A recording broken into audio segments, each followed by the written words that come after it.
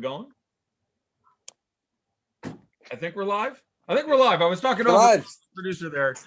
No matter where I go, people, from business to business, DFS shop to DFS shop, you can be assured that I'll always hit the beginning of the shows professionally. What is up? I doubt anyone's actually in here because I'm fairly certain the link, I don't know. I don't know where the link was distributed. I haven't seen it, so I don't know how anyone would have gotten in here before we went live. So I'm presuming I put the link out about 4 minutes ago, I think. Oh, okay. So on Twitter. Someone may have heard us stutter to the starting blocks there, but assuredly we will fire full speed through the closing tape. I will pull up that YouTube channel so we can get in the chat. I'm hoping to see some names from my previous. Something's making noise somewhere. I'm hoping to see some names from my first 5 years in the industry who I haven't seen for a while. It'd be nice to touch base with some of our own friends. And again, we can start a little bit slow because we've set aside at least 2 hours for you and I to wrap all things DFS, some bets, some props, some prize picks, some top shots, some Blake Griffin ? Yeah. I have yet, now listen, I always think I'm right. But in a weird case, like everyone agrees with me on this. I've had this conversation with 4 people over the last few days because this was rumored. This was in the air. There were rumblings that he was going to end up on the Nets. And on air a couple times and in person a few times, I've been like, why in the holy hell would they do that? Like, it literally brings nothing to the team. He's now a well-substandard defender. And this is not a team that needs a guy to get a bucket. Like, you're just sitting there like, oh, God, if we could just get someone to score for us, we'd be good, say the net. Like, I would literally prefer Tony Snell to Blake Griffin on this team right now by a significant margin. Yeah.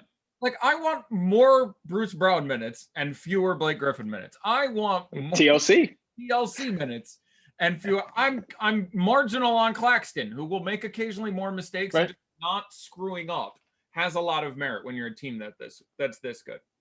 Like, they need to be vaguely competent on defense, and I'll think they'll win a title. Like, on a scale of 0 to 10 right now, they started about a 1. They're functioning now like a 2.5 or a 3. They hit 4 or 4.5. They'll be my title favorites. Sure. But there's something to be said for like veteran composure. Like, there's like, it sounds dumb, but if you look at some teams, I think the Clippers are the best example. When the Clippers are full strength, the whole team has like a decade of seniority. Like, when they're out there with some kind of, whether or not you used your favorite player, Marcus Morris, or Nick Batum at the 4, when you're out there with like Beverly, Kawhi, Paul George, Serge Ibaka, and one of those guys at the 4, that's an incredible amount of experience on the court, and they don't screw up like ever. And there's really some value there. So like Nick Claxton is still like figuring out everything about the game. That's a close one for me. But with the level of seniority that we're talking about, Bruce Brown and TLC, yeah, those are just shoe-ins for me. I want a guy who can play D and make an open 3-pointer. I'm not sure Blake is really on either of those at the moment. Now, don't get me wrong. It'll make DeAndre Jordan happy, which apparently makes the rest of the team happy. There's like sort of DeAndre Jordan's sort of the glorified mascot for this team at this point. Like, like the other guys are like taking pay cuts and they're trying to bump DAJ up. And it's not that DAJ is completely washed or anything, but he's not offering a completely great skill set. I mean, let's be honest. If Jared Allen was in there, I would be a bigger fan of their title chances than if DeAndre Jordan. Of course.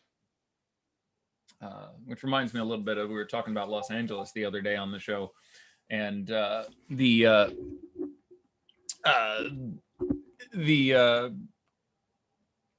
Zubac moving from LA team to LA team, and now being in a situation where, dear God, do I wish the Lakers had him, because people are like, why don't they play Montrezl Harrell? It's like, well, with Anthony Davis is out, you need the defense to not completely explode. I sure wish you had Ivica Zubac, who's getting better and better, by the way, defensively as his career. So there's a ton to talk about. It should be a lot of fun. Where 6:05 will start to get into the meat of things. Now, at around 6:05, we're going to get into the skills competition and the 3-point contest. So I figure we should prioritize discussion on those things now for the next 20, 25, minutes, helping people with, bets on those things, side contests, pools, signing up for our own FTN contest, which is for free. Why don't you take a second, tell the fine people about that, Zach? Yeah, so Prize Picks, which I think this may be the first time that Live with Fast Eddie Fear is sponsored on the FTN airwaves. And as you mentioned, it's sponsored by Prize Picks. Okay, we've got a promo code FTN for Prize Picks that will match your deposit bonus up to $100. And if you aren't familiar with Prize Picks, it's a pretty interesting way, a different take on DFS. You can parlay picks kind of based on expected fantasy point production, right? And so they'll set lines, and you choose between 2 and 5 players to go over under their given projection. Excuse me. They did just a couple weeks ago also add single stat props too, which has kind of been another cool wrinkle that they brought to the table. And so, obviously, the more players that you're going to put into a parlay, the bigger your potential payout. And they've got 2 different ways to put down bets or power plays and flex plays is what they call them. So power plays, you're going to need every single pick to hit, and flex play, your payout's going to be tiered based on how many you hit. So for example, on a 5-player entry, which is only eligible for a flex play, a parlay, you'll get 10x on your bet for all 5 correct. If you miss one, it goes down to a 2x payout, and then if you only get 3 out of 5, you still get 0.4 of your buy-in back there. So I've been having a lot of fun with Prize Picks as the season has rolled on. Joe Metz, FTN Zone, who just had a birthday, so another belated happy birthday to Joe, and congratulations. I mean, the man's had all kinds of stuff going on, right? Just got engaged, just had his first child. So Joe's been on a hot streak lately, and he and I have kind of been tag team in the NBA Prize Picks content over here at FTN, and we've been doing pretty well. So I've got an article up today for free on ftndaily.com. I'll drop that link into the YouTube chat right here. And if anybody's got any questions on that, feel free to hit me up in the chat as we go. One note I did have to add on to that article, they did add a Damian Lillard fantasy point production prop and a James Harden. And I was looking at the James Harden. I like the under. And we'll get into more of those, the All-Star game projections later. But traditionally, James Harden, not really an all-star type of player in terms of his production. So I like the under there. The last time I looked, it was a 30-point fantasy point projection. And those do fluctuate as money comes in on the overs and the unders there on Prize Picks. So again, if you want to sign up for Prize Picks, I've been having a lot of fun and making some cash over there all season. The promo code is FTN, and they'll match your deposit up to $100 on Prize Picks. Outstanding. Thank you for that, Zach. So let's start. Got enough people filing in there. We're around the 50 spot now, and that number continues to creep up. Apparently, I'm not missed here on the YouTube. We have more people than this on our crappy Vimeo stream most days. Apparently, I should have stayed where I was comfortable. But talk to me about specific. Well, I guess let's break down these early contests. Let's talk about the skills competition for a little bit. So we have our half dozen contestants in the skills competition today. Why don't you go ahead and break down the field for us? Yeah, so we've got, let me pull that page back up. We've got a 6-man field here, kind of headlined. I would assume most people would think a Luka Doncic or a Chris Paul are the favorites to take this down. Yes. And obviously they are, since they have to win one less matchup than the other 4. I believe both of those gentlemen have buys in the first round. Wait, is that a thing? I believe so. I can find that bracket. I just saw that about an hour ago. I did not know that there was going to be buys, but it looked like. By what universe would you give a buy to Luka, by the way?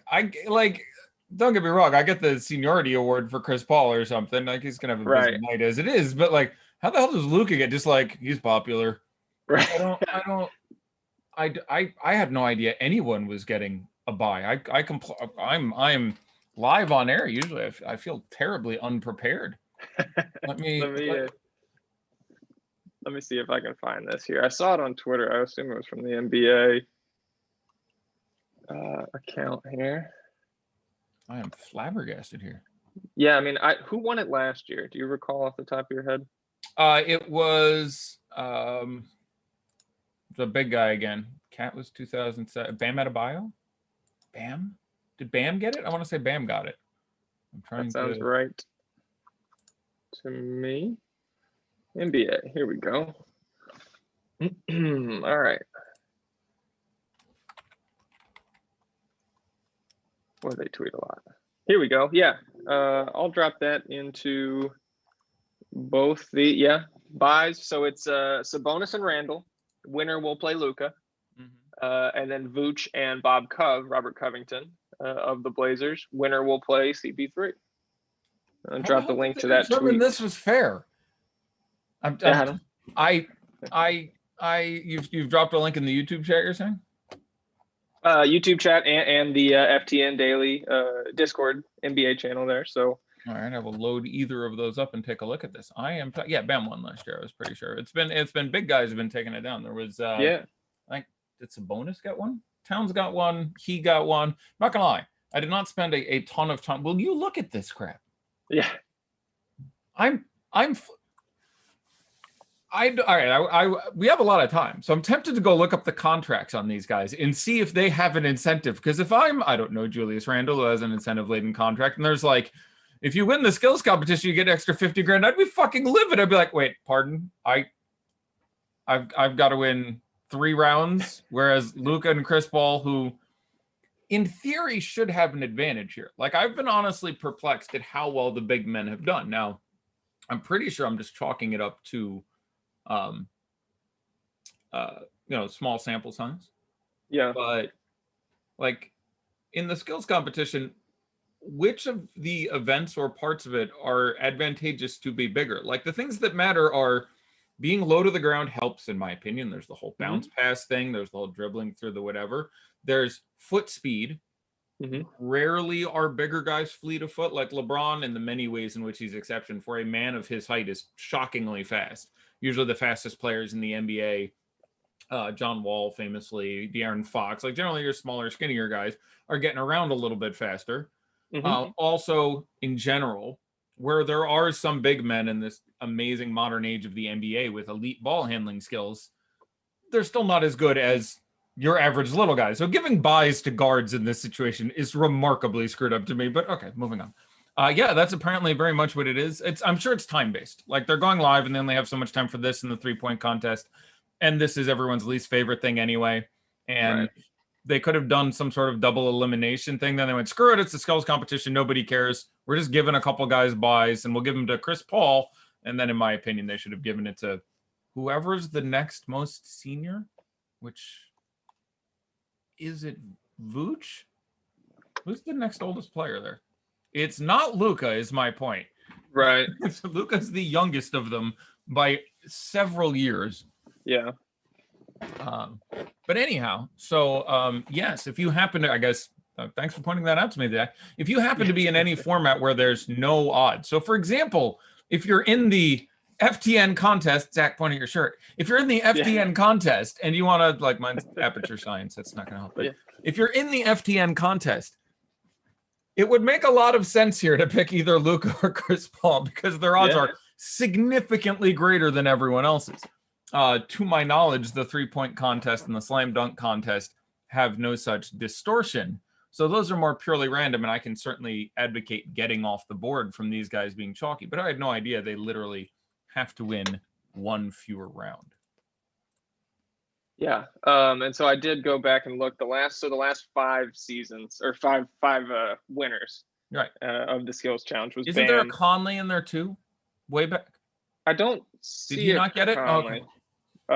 Last 5 years you got Bam, as you said. Jason Tatum was 2019. Dinwiddie got it 2018. Dinwiddie. Tingus Pingus in 2017. Kristaps Porzingis was the winner, and then I believe you mentioned Karl Anthony Towns at the beginning. Which is amazing. Like you would not think this is a format that, and again, it's small sample size. You make one good pass, you whatever. Right. But it's literally shooting and staying low to the ground and dribbling and passing and foot speed, and like none of these things make it like. Kristaps, I want to go back and rewatch that right now. This should be the worst for him. He's not a particularly, I don't want to say great passer, because a lot of being a good passer is seeing the open window and executing it, not actually like getting your pass on target. That's kind of a given for NBA players, but still, like Kristaps winning it is amazing. Just amazing. Like Bam's an all-around guy. Kristaps is not agile in a lot of ways. He's incredibly agile for a 7-footer, but relative to, Chris Paul. Yeah. Vooch would be the longest tenured. Yeah, there's longest tenured versus seniority, but I thought Vooch had one extra year there over Bobko and Chris Paul. So I think just a note while it's on top of mine, we'll come back to it later. But I think Chris Paul actually has this really weird inverse correlation with Luka Doncic. I'm pretty sure Chris Paul or Luka Doncic will close. So talking about the All-Star game for a second, we'll bounce in and out of this. But a lot of people I've seen people humorously write, I have no idea what happened with the minutes last year. Well, I'll tell you what happened with the minutes last year. So basically, they played the starters on both teams at the beginning of the game and then cycled into some pretty heavy bench usage for guys, and then played an incredibly long, defensively, everyone playing 100% fourth quarter, with both of the teams making some minor suggestions. Giannis's team played the entire fourth quarter, so the entire Elam ending, with Giannis, Embiid, Siakam, Kemba, which might not have been the plan in a defensive environment when both teams went ultra competitive. Keeping noted defender Kemba out there might have been difficult, and Kyle Lowry. Now, in fairness, you would have had to have double subbed because they put Trae Young on the bench. Which, thank you, don't play in an intense defensive stand. Don't play Trae Young next to Kemba Walker. It'd be funny. That's not a very good idea. So they played the entire fourth quarter with Giannis, Embiid, Siakam, Kemba, and Kyle Lowry. LeBron's team, very early in the fourth quarter, like 2 minutes in, went to LeBron, Kawhi, Anthony Davis, Harden, and Chris Paul, which is nasty as hell. With Chris Paul on LeBron's team, replacing Luka Doncic to close. So when you look at that box score and see not as many minutes at the top, yes and no. Those minutes were a little bit more productive. And if you look at the shot totals, to make a little more sense here, Russell Westbrook played 27 minutes and took 10 shots. Kawhi Leonard, Anthony Davis, and LeBron. Now, I think there's a question for me.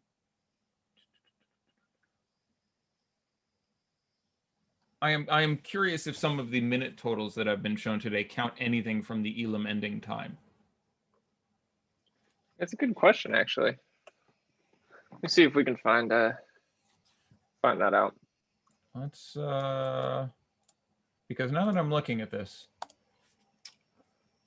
30 and 27 is 57, and 25 is 82, and 19 and 19 is 120, and 13 and 12 is 145, and 35 is 180. That's 200. That's 240 minutes. Yeah. So the Elam ending quarter was like the exact length of a normal quarter at random. And so the Elam ending was the fourth quarter last year? Yes. Okay. That's the same thing this year. It's the same thing this year. Right. I know there's an you play 3 quarters and then you go into the ending. Okay, and it's 24 points above more than the better sum of the first 3 quarters, which is weird. They explain it so badly. They're like, each of the first 3 quarters is a mini game, and then we have the totals of why the fuck do you break it up? At the end of 3 quarters, we take the score and add 24 to the higher number. Why break it up and then add it back together? It's a really weird step in the description.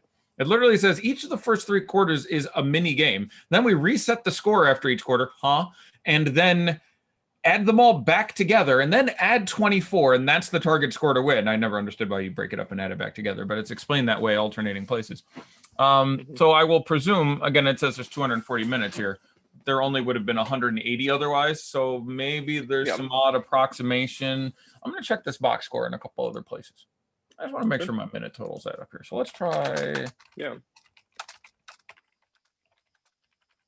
That's that. Let me check. I apologize. I want to take a look at this. And these are all rounded. But they say pretty significantly the same thing. And this is what I recall having watched the game as well. So let's go back here and take an additional look. Yeah. So there was some pretty incredible usage for LeBron and Anthony Davis and Kawhi Leonard. And James Harden, again, was out there for a fair bit. Now, he lost a lot of time last year due to foul trouble. He actually got 5 personal fouls, many of which were in the first quarter and then more in the fourth quarter there. So his 17 and a half minutes ended up being a little less than he would have played. But again, he took 9 shots. LeBron took 20. Anthony Davis took 16. Kawhi Leonard took 18. Mm-hmm. And Harden's always been a little bit of an underperformer. But the other point I wanted to bring up was that, yeah, they sat Luka down on LeBron's team, and Chris Paul played the entire fourth quarter. And Chris Paul got drafted on LeBron's team again, and Luka is starting on LeBron's team again. Mm-hmm. So I don't know if a year more into Luka's meteoric rise, and he's marginally improving as a defender as this goes on, if he gets sat down again. But I feel safe in saying they absolutely will not sit LeBron. They're not going to sit Giannis on that team. I don't think they sit Steph Curry. Can't be sure. He's not a great defender. But I think Chris Paul is probably my favorite All-Star game pick, because I don't know how you don't have him out there. He's playing great. His team is doing great. He's a sublime defender. He's a wonderful leader. You want him out there he's in there for somebody. Now, exactly who they're going to run out there at the end could be a little interesting, but LeBron will be out there. Giannis will be out there. Pretty sure they're going to put Chris Paul out there. I imagine they leave Steph out there, and then you get Guy. Maybe they keep Jokic in from among the starters. Maybe not. I can see them going smaller. You put Giannis at the 5, and you put like Paul George out there or something. You can do some pretty nasty things with this team. Yeah. So I originally I would have said I think Ben Simmons gets out there, and again, Ben Simmons, a guy who can get some real all-star time. He led Team LeBron in minutes last year. Ben Simmons played 29 minutes off the bench in that game. Again, we're dealing with different coaches here. This is to talk on the coaches real quick for a second. This is Doc Rivers' 3rd time coaching the All-Star game, 1st time for Quinn Snyder. I went back. I don't really think I need to talk about the 2008 and 2011. I think they were All-Star games in which Doc Rivers was the head coach of the then East squads. Who's the only player in NBA history to participate in the All-Star events in the same year? Skills, 3-point dunk contest, Dame Lillard. Just goddamn right.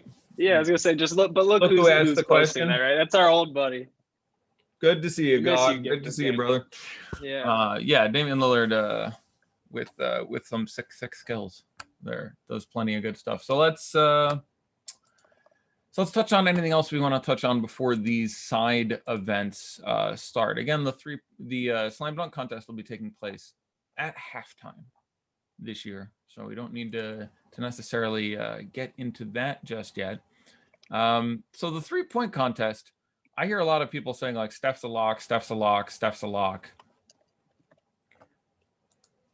Steph has been in, I want to say 6 or 8 3-point contests. I don't remember the exact number. He's won 1. Yeah. So I don't quite I can't remember if he's played in 6 or 8. For some reason I know it's not 7. But Steph has been in yes, this is the 8th contest for Steph. He's been in this 8 times. He's won once. So that's not great. I mean, that's fine. Don't get me wrong. He's my favorite. I think he should be the favorite, but I think betting on Steph at plus 150 as opposed to all these other guys at plus 500, 600, 700 is insane to me. I think it's absolutely crazy to go out there and place that bet. Any other comments you want to talk about? Jaylen Brown from the Atlanta area. Again, we don't have fans in this. Did you not know that one? That is the home. I didn't think about it today, but that is certainly a narrative. I would like to touch on the picks had up for the 3-point contest because it sort of ties into your Steph talk there. They have Steph at 28 points for his first round score. I think that is absurdly high. The high score last year in the entire contest, where last year the NBA added the 2 Mountain Dew sponsored zones where they have 3-point balls. There's 2 of them that are green, so you can get 6 extra points. So 40 is now the maximum score after 34 had been the maximum score the last like 5 years. Right. Season 27 was the highest score in the entire contest. Yeah. And to your point about Steph only winning it once in the multiple times he's been there, I think it's a good under bet on Prize Picks tonight for Steph Curry at 28. I think that's just a bit high, as a baseline projection for him. I think Jaylen Brown's a decent pick there. I think his line on Prize Picks is 21 points. I like Mike Conley. 22 is his line on Prize Picks for his first round score. Yep. And I just think, late ad, he's a vet. There's no pressure. I think there's on him. a real chance he gets some sort of Chris Paul like love. Like, don't get me wrong, I prefer Chris Paul. I'm projected for more minutes, more time, more points, all of that. But sure. This is Mike Conley has frequently been known as the best player to never play in an All-Star game till this point. This is his 14th year. I'm not shocked if, and by the way, there's multiple Jazz floating around these days. Like, sixth best team in the NBA right now. 60% of their starters found their way into this game. I think it's I'm just saying I can see Mike Conley getting there in a couple of ways. And don't forget, he was NBA pandemic horse champion. He was.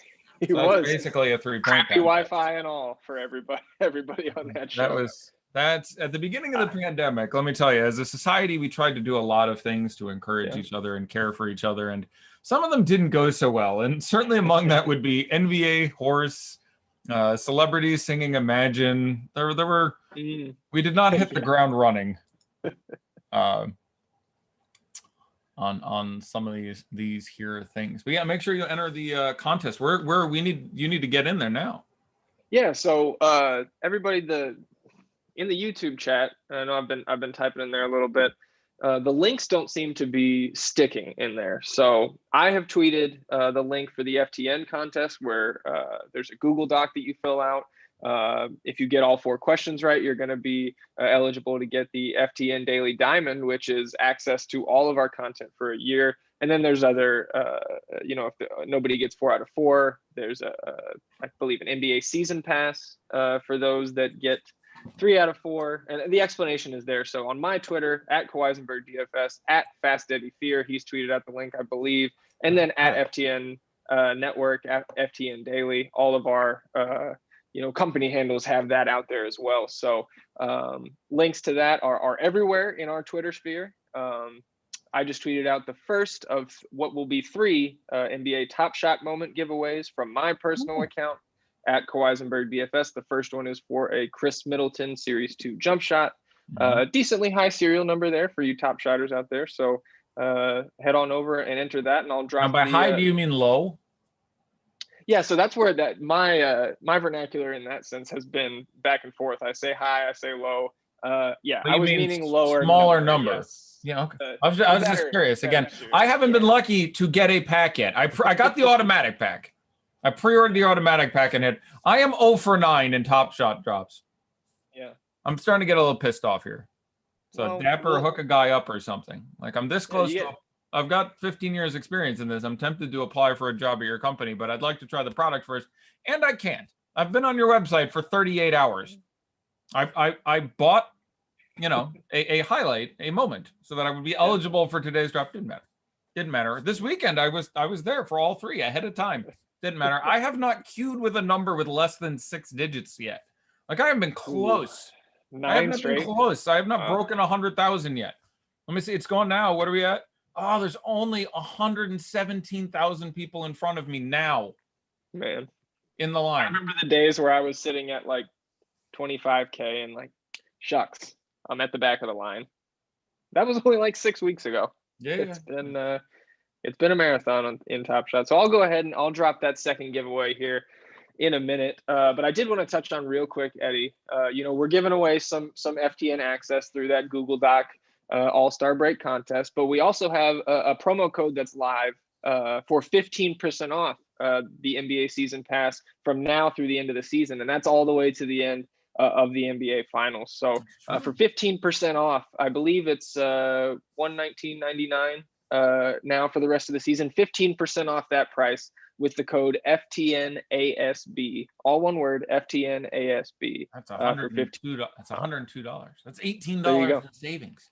And that's another thing you get, kind of just as an added bonus with FTN is your mental math skills every day on stream. So I'm sure there are people who can't do 15% of 120 in their head. And if you're I still playing can't, at least that DFS, fast. God bless you. God bless you. It's like you're a marathon runner with only 1 foot. Like you've really like I run into people the easiest way for me to remember that is poker players. I used to know poker players who had a great gut sense and could read and had all the skills, but could not do basic goddamn math. So they'd be there and they'd be like, oh, there's this and there's 45 cards left in the deck and he's got, I think, 9 outs. So that's, and I was like, and I would look at this guy for this because he was trying to compute what percent 9 was of 45. Like, I get it if you don't have 7 out of 44 on the top of your head, like, or you should still be able to gut it within a percent or two. I keep remembering running into poker players and sometimes DFS players who just can't do third grade math in their head. And you're just like, dear Lord, are you dealing with a bit of a hindrance there? Have we talked to any DFS yet? A little bit, Andy. It's good to see you, Andy Puente. We've touched base a little bit. We focused a little more on the skills competition and the threes. Yeah, and both of those will come before the game tonight. I think the coverage on TNT is probably getting underway. I am going to other monitor get this sort of streaming so that we can sort of make this a live stream party, because we have a pile of time. What channel is this thing on?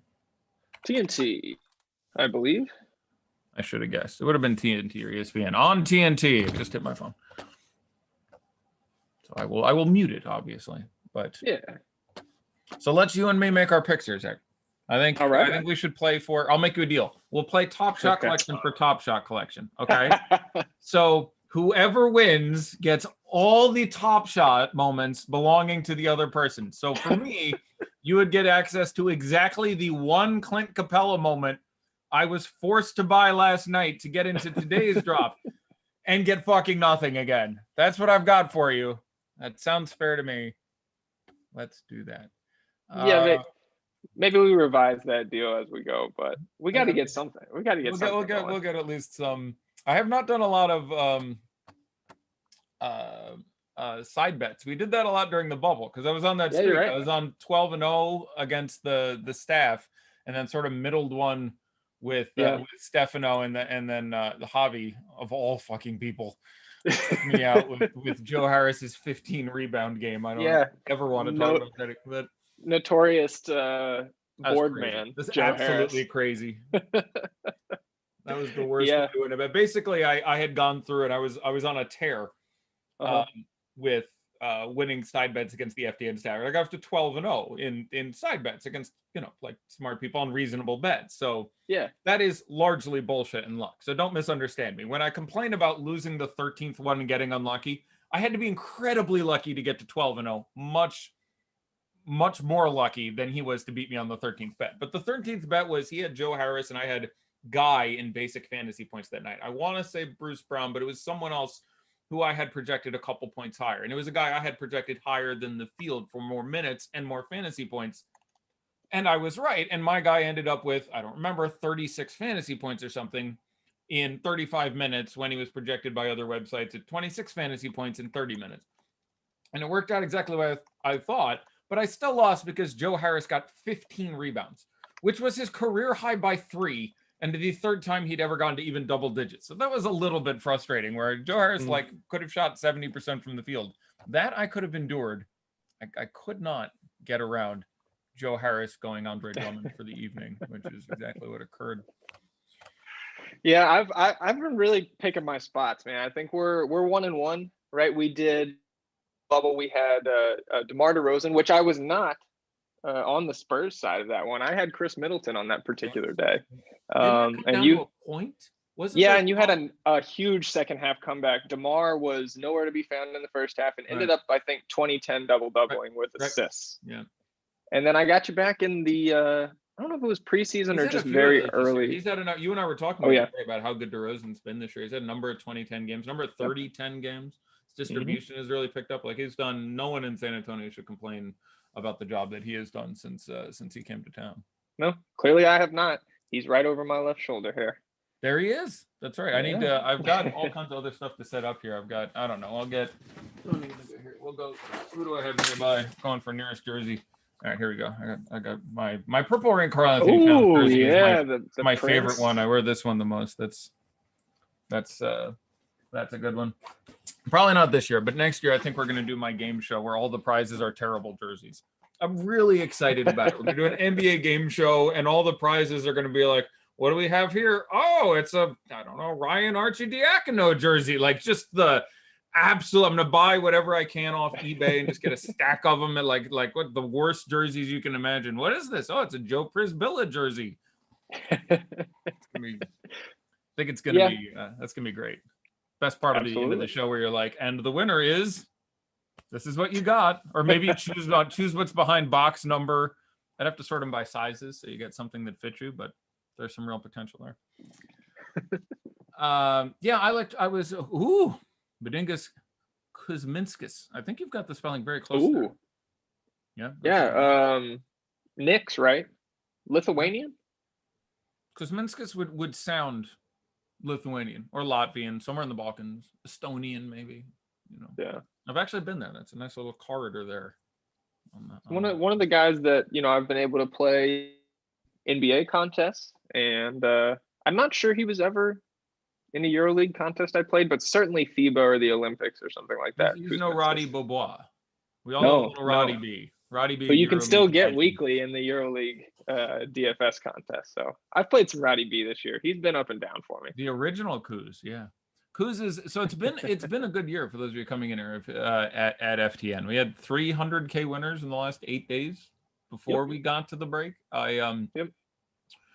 And again, I'm going to talk about a little game theory, things that come up as we get here. If you have any questions about anything, go ahead and just go ahead and drop them in the chat because we've got plenty of time here and we're going to talk our way through this. Because again, well, I'll start by saying this. One of the things I say frequently on my show is this is a great slate or this is a bad slate.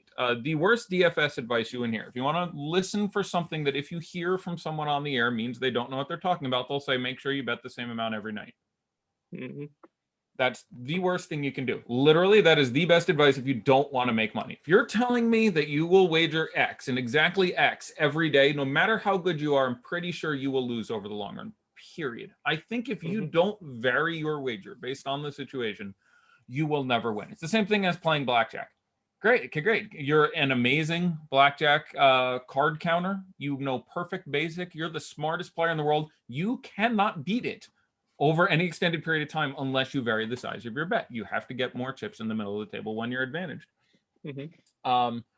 So there's really no reason to do that tonight. There are edge plays. I do think Chris Paul will be under-owned. I think there's a giant ceiling there. I do think, Luka will be over-owned. I do think the field is generally a little bit soft. I think there's an interesting conversation as to, how many minutes these guys are going to get and where the benches will come in and talking about coaches' tendencies. Like there's a few things to break down here, but this is a for fun slate right now. So if we find out now, again, an important secret of NBA DFS, and I should be dropping my next video in that series tomorrow. I love that I called it dropping. I'm making it sound like it's a diss track or something, but I should be, it's hi, I'm incredibly Caucasian. Welcome to the stream.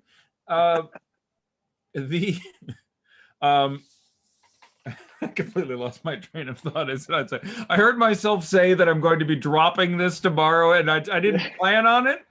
It's just how it came out, but it's pretty fucking ridiculous. So you want to think of the least cool thing you've seen today? That was it.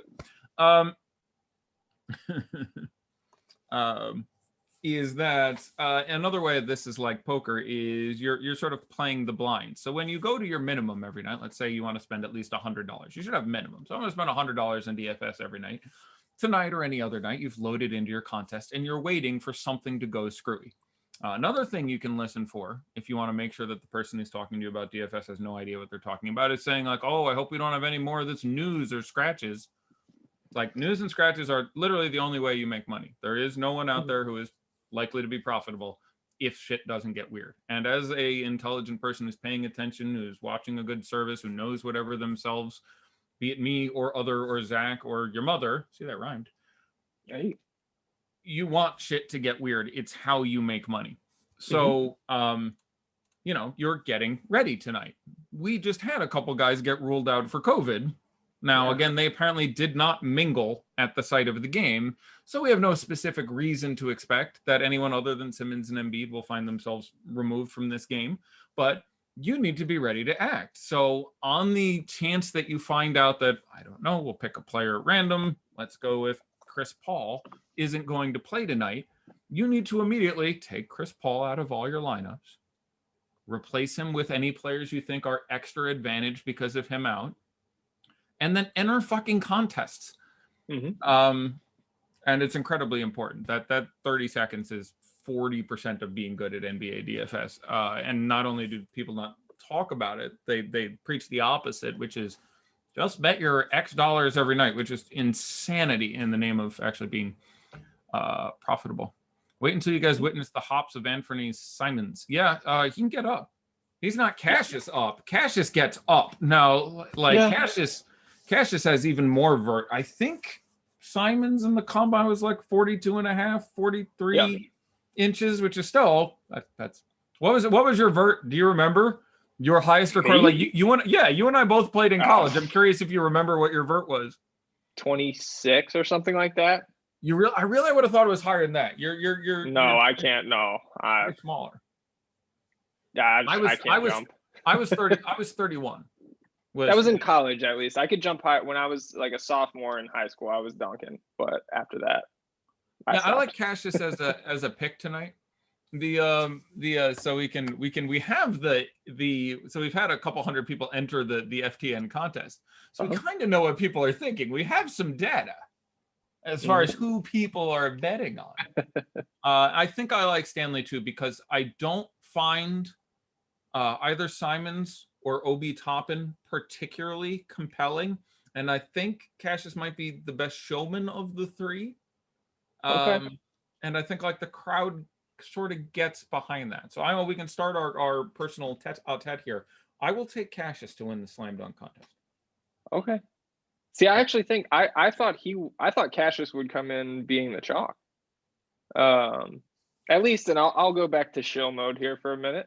On Prize Picks, he has the highest I don't know what you would call it, point projection, because it's just based off what the judges are going to score them as in the first round.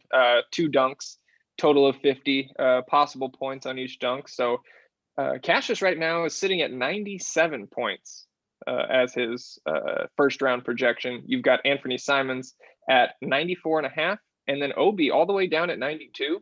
So I actually went over on Simons and Toppin and under on Cassius. Did you see that they are scoring the final differently? Yes, and I wrote about that in the Prize Picks article. Did you? I got to find this Prize Picks article. Where is it? Is it like send it to me personally on Slack? Yeah, I got you. So I call this the Dwayne Wade rule.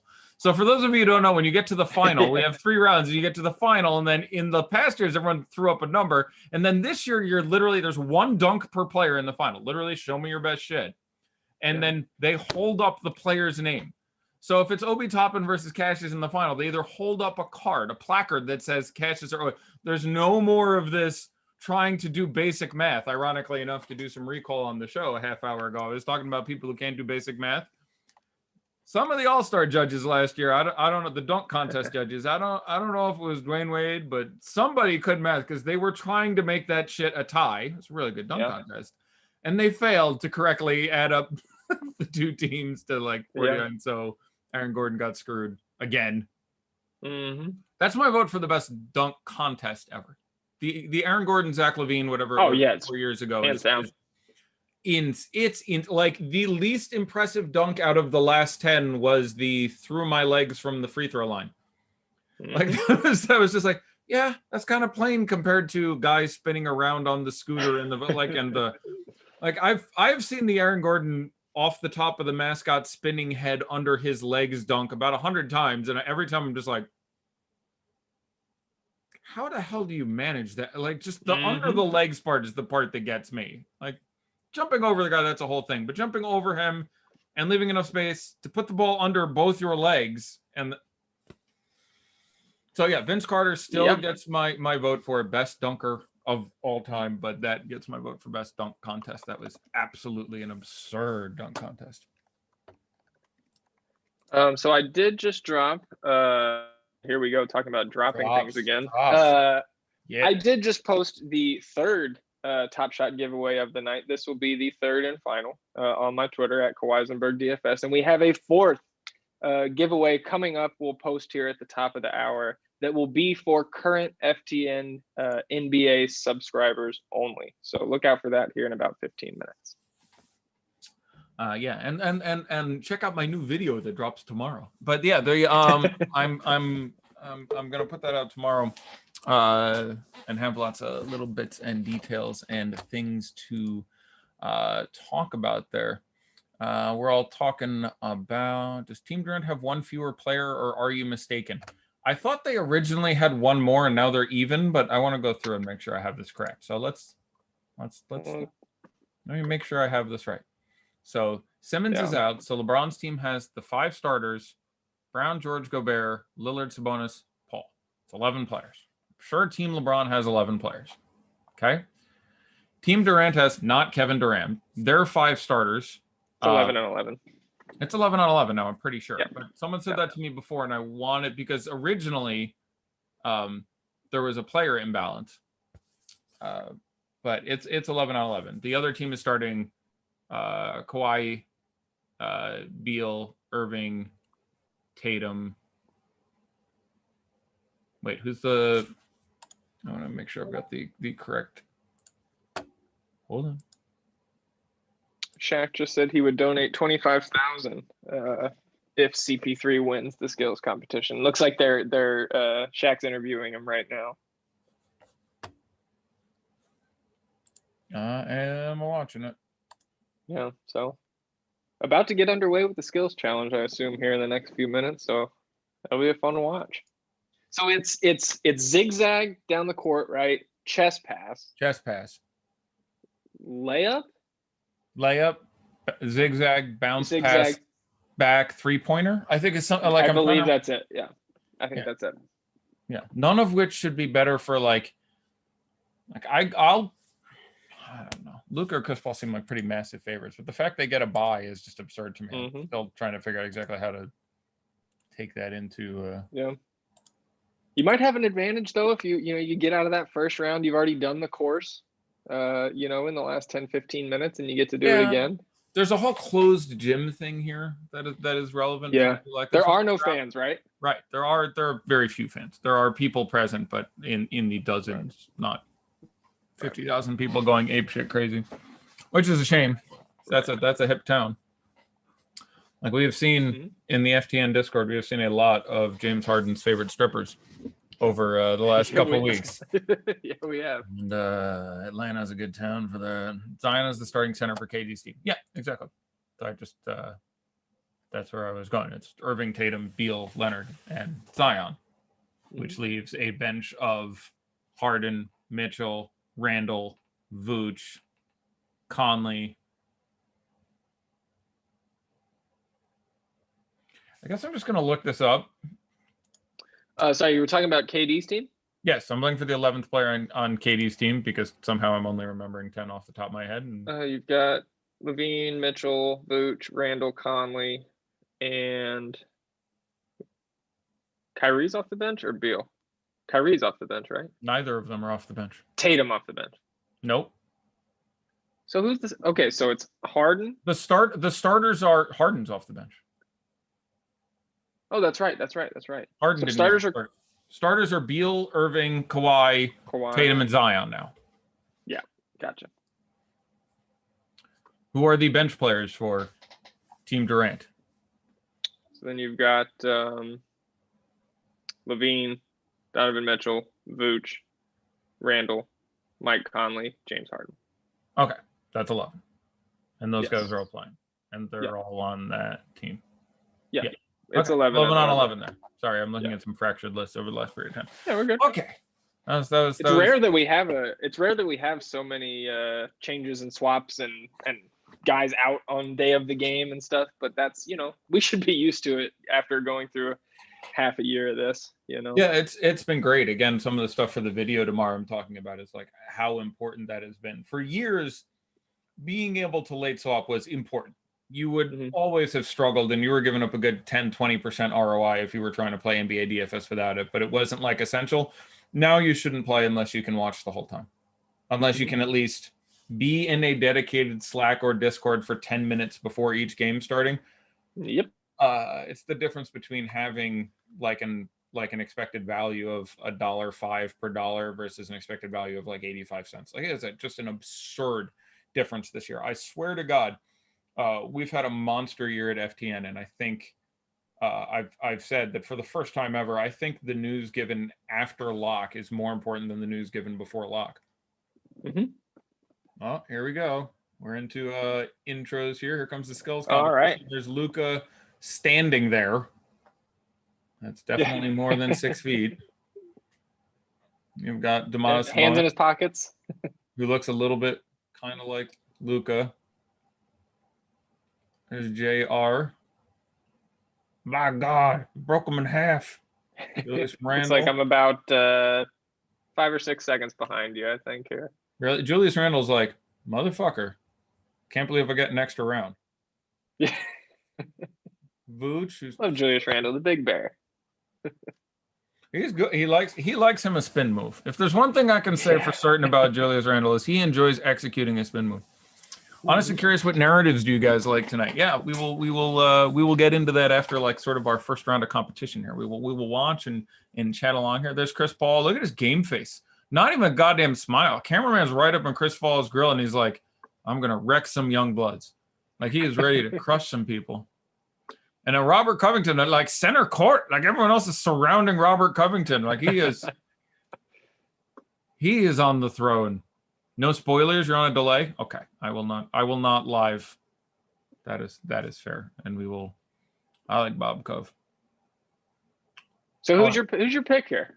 We got through this. So I took who was your pick in the dunk contest, real quick. I took Cassius. You got to pick one of the other two. I'm gonna go Obi. Okay. Here I picked him rookie of the year, and that's far from working out for me. So we talked about the other day. I didn't even pick the right New York Knick. You didn't even pick the best Knick. Yeah, you're gonna be lower in the Knick voting. That's rough. You didn't even win your team. That's a bad beat. I'm gonna take my guy. I'm gonna take CP3. He looks like he's out for blood. Well, then I'll take Luka just because I want to be on an even playing field with you. I don't want to have to win 3 rounds. So I'm going to take Luka. That's smart. And again, I will allow you to pick the next one before me because there's an advantage to it. Okay. I got to pick 6 people. You got to pick from 5. So I guess that'll be 3-point contest then. 3-point contest. I'll pick first. Yeah, but I like my guy. I think he's out for blood. He looks angry, and I'm telling you, it's never happened before. But if you're wondering how someone could get punched in the dick during a skills competition, this ball's about to show us. That's all I'm saying. Yeah. Somehow he's gonna be doing this. Still like, oh, I lost my ball. Wah! And just get Luka right in the. Sorry, Sorry, kid. Felt this one back in Slovenia. I like these jerseys. I don't know if that'll be a popular. I don't know if everybody will like them, but I dig it. Yeah, I need to get me a couple decent ones. Fitting for Sabonis here. It's kind of just Pacers colors already. Style. He's good. He's comfortable in yellow. He's a good looking man, Sabonis. I'm gonna be honest. Like people fall in love with Luka. And neither of them are Gordon Hayward, but he's a good looking man. He's in good shape. Fantastic hair, which for me is, I mean, that's a big kind of where the conversation begins and ends for me. Right. Which is honestly why, LeBron, not my love. I'm not giving it up to LeBron. All right. So they both. Oh, I'm not supposed to do the play. I'm watching Randle and Sabonis. I'm looking at the FTN Daily Discord here. I'm not sure if we're that far behind. If this round is over already. I just saw the first pass.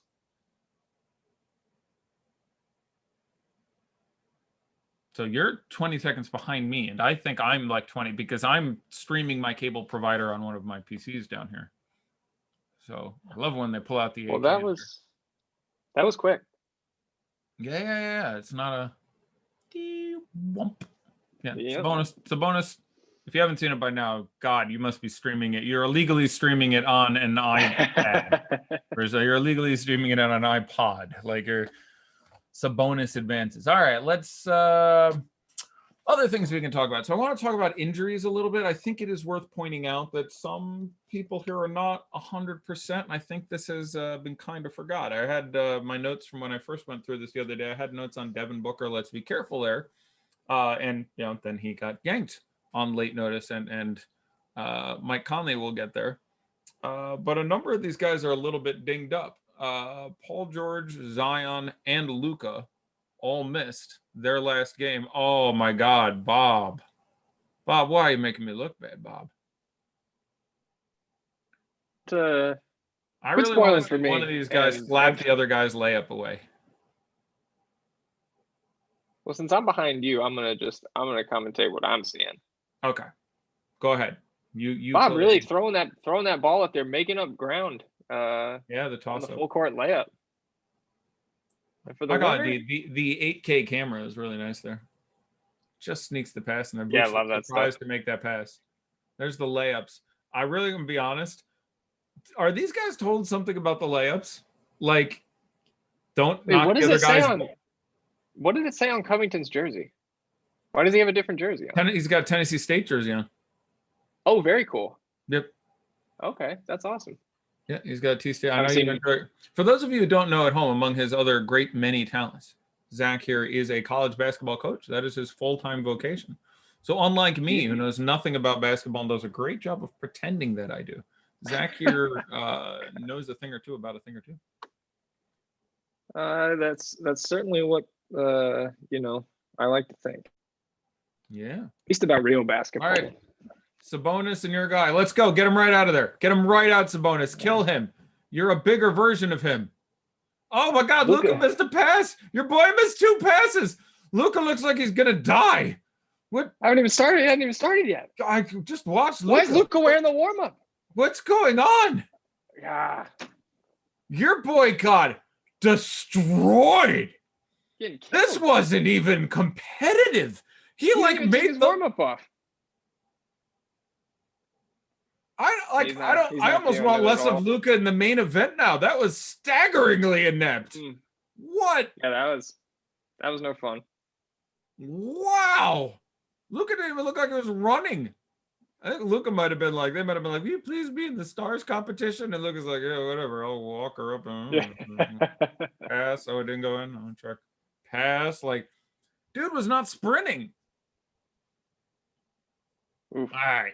Now it's time for the man. On the floor. Captain Nutshot. Let's get out there. Show him a thing or two. What a stat to put on Vooch, by the way. Of all the things you could put on Vooch, the stat they put on him. 24 double-doubles this year. Tied for 4th in the NBA. Whoa. Way to make the guy look good there, by the way. Yeah. That's, woo. Oh, look. It's almost like having better foot speed and whatever is like. Do not. Quiet. I'm still on the first pass. Oh, both at the same time? Very nice. Okay. All right. Uh-oh. First one, Vooch. On the run. Oh. Wow. Got him. All right, you just want to I'll take Sabonis, you take Vooch. Keep our sides of the bracket here. Well, I guess they knew those guys needed an advantage. What the hell was that? They just took the 4th 3-pointer from Vooch. Got it. Remember that for next year. The guys who have maybe at a disadvantage as you get warmed up in that first round. It's a big man's game. It's a big man's game. Even Randall, we even got the biggest of the 4 bigs. Yeah. That was all right. I'm all right, so play FanDuel in Georgia, says Kenny Smith. That's kind of funny. I think can you not play FanDuel in Georgia? I thought you could, but okay. There's a couple states you can't. I don't think Georgia was on that list. That I don't know. Mm-hmm. Eddie discriminating my illegal streaming on your Game Boy Advanced. Look at GBA. That's pretty nice. Randall Dark Horse. All right. So yeah, so let's talk about Zion for a little bit. The old Zion Williamson, obviously incredibly exciting to watch, getting the start here. Hey, Eddie, before we jump into that, I just want to do this because we only have an hour till the game starts. Giveaway number 4 here. Jeez. And this is going to be, again, like I said, subscribers only. So if you are a current FTN NBA Daily subscriber, you are eligible for this, and I'm tweeting it out now. This is for a guest spot on an upcoming stream to appear on Daddy Likes with Eddie. Wow. So I know there's a number of you that would savor that guest spot and relish it and be super excited. So that tweet, I guess we'll stay on brand here. That tweet has just dropped. Jeez. And I will post the link here in our chats. So if you are an FTN Daily NBA subscriber, get on in there. The drop has the ended. Thank you for your patience. Unfortunately, the final buzzer has sounded, and this time you weren't able to get a pack. Not this time. Fuck you and your this time, NBA Top Shot. How about every time? Every time. Good luck in the next drop. You've said that to me times before. Closing window. I just left it up in case it broke again and started counting from the back of the line, because I had to be close to the back of the line.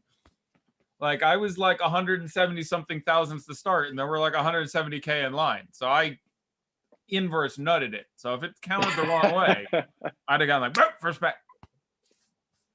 Yeah, well, in fact, didn't you got a pack? I got a good feeling for you. Yeah, that almost. I think Cool Cats will probably drop here in the next week. You can get on some Cool Cats, and you got your pre-order coming next week. I was gonna get one today because it would have made it all worthwhile. Because again, there was the $1,000 one. That's fine, but this was the second most valuable one. There'd been an upside. The investment would be likely the same as getting in 5 or 6 of the other ones. You know what I'm saying? You're putting out a couple grand, and it's worth So obviously, be a way to get even in one fell swoop. No. Well, they just need to turn gifting back on, because then maybe some of us can gift you some moments. I don't need your charity, Zach. That's you're my guy, Eddie. I see a fellow top shotter missing out on 9 straight drops. Not. Well, I guess I am now. I own a moment. I own a moment. Yeah.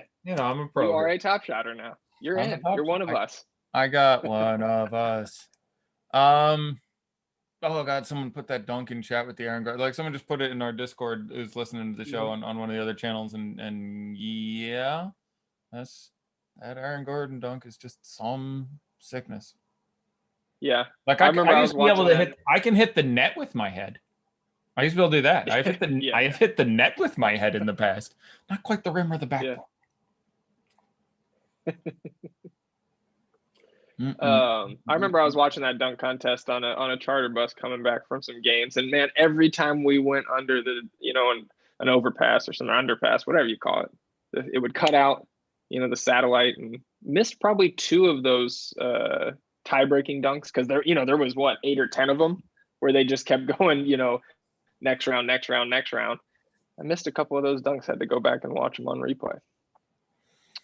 You want to jump into more into the game here? Yeah, let's talk about the game a little bit here. We're talking about I'm just going back through our Slack. There's hundreds of comments I haven't seen. We haven't any math lessons yet this year.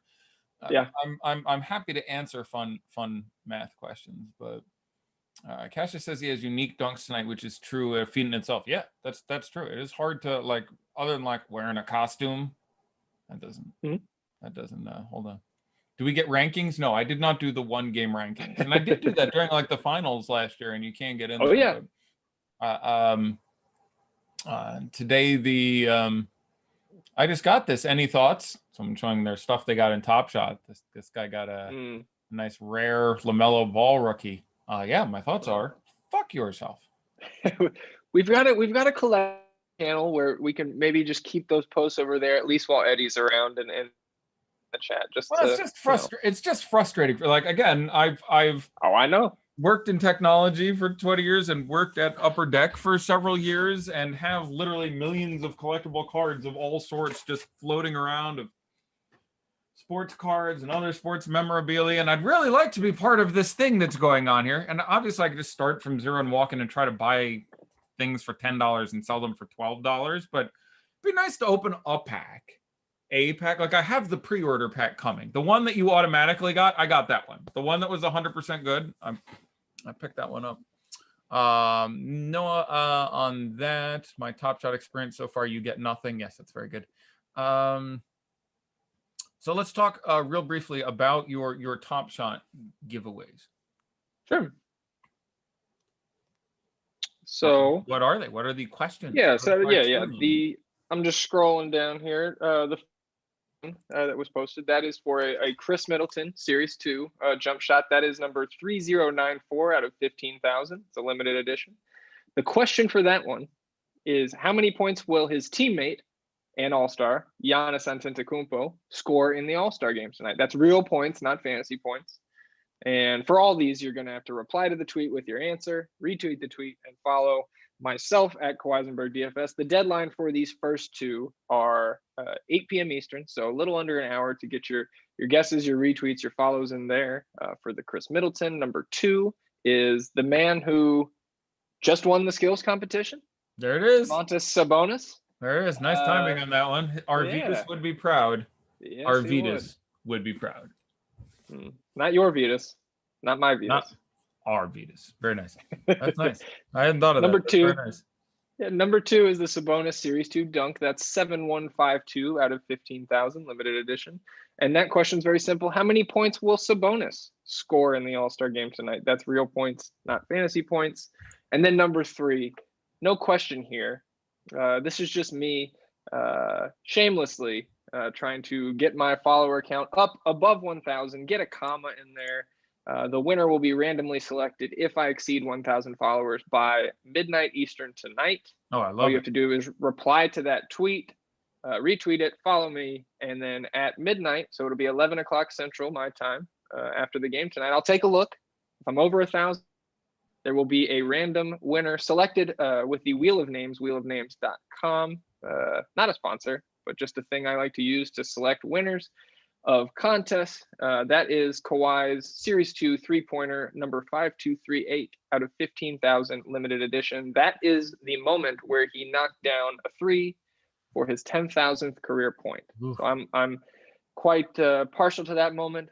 It breaks my heart to give it up, but all for the people, all for the subs, all for anybody who's checking out the free show today. We love you. Thank you for being with us. And we're getting close to that 1,000 number. I think we're not that far off. Probably 60 or 70 left. So I follow you, don't I? I got that one covered, right? I follow you, don't I? Oh yeah, you got 85 left according to. Oh, there you go. So oh look, I'm on your pin tweet and everything.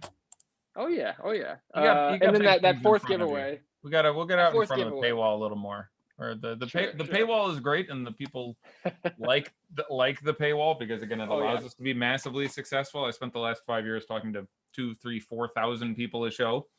It made it really hard to be profitable, but anytime you said something, it got 20,000 entries behind it. So someone I liked went from 4% ownership to 8% ownership because I said I liked them. So that's nice to be rid of that particular burden, but it's not good for boosting your Twitter following. So I'm sorry about that. Sure. Well, that's not what it's all about, but that's what it's about for me tonight. So, that's fair. And then again, that fourth giveaway for our current subscribers only for the Daddy Likes guest spot, that is giveaway number 4 on my Twitter timeline right now.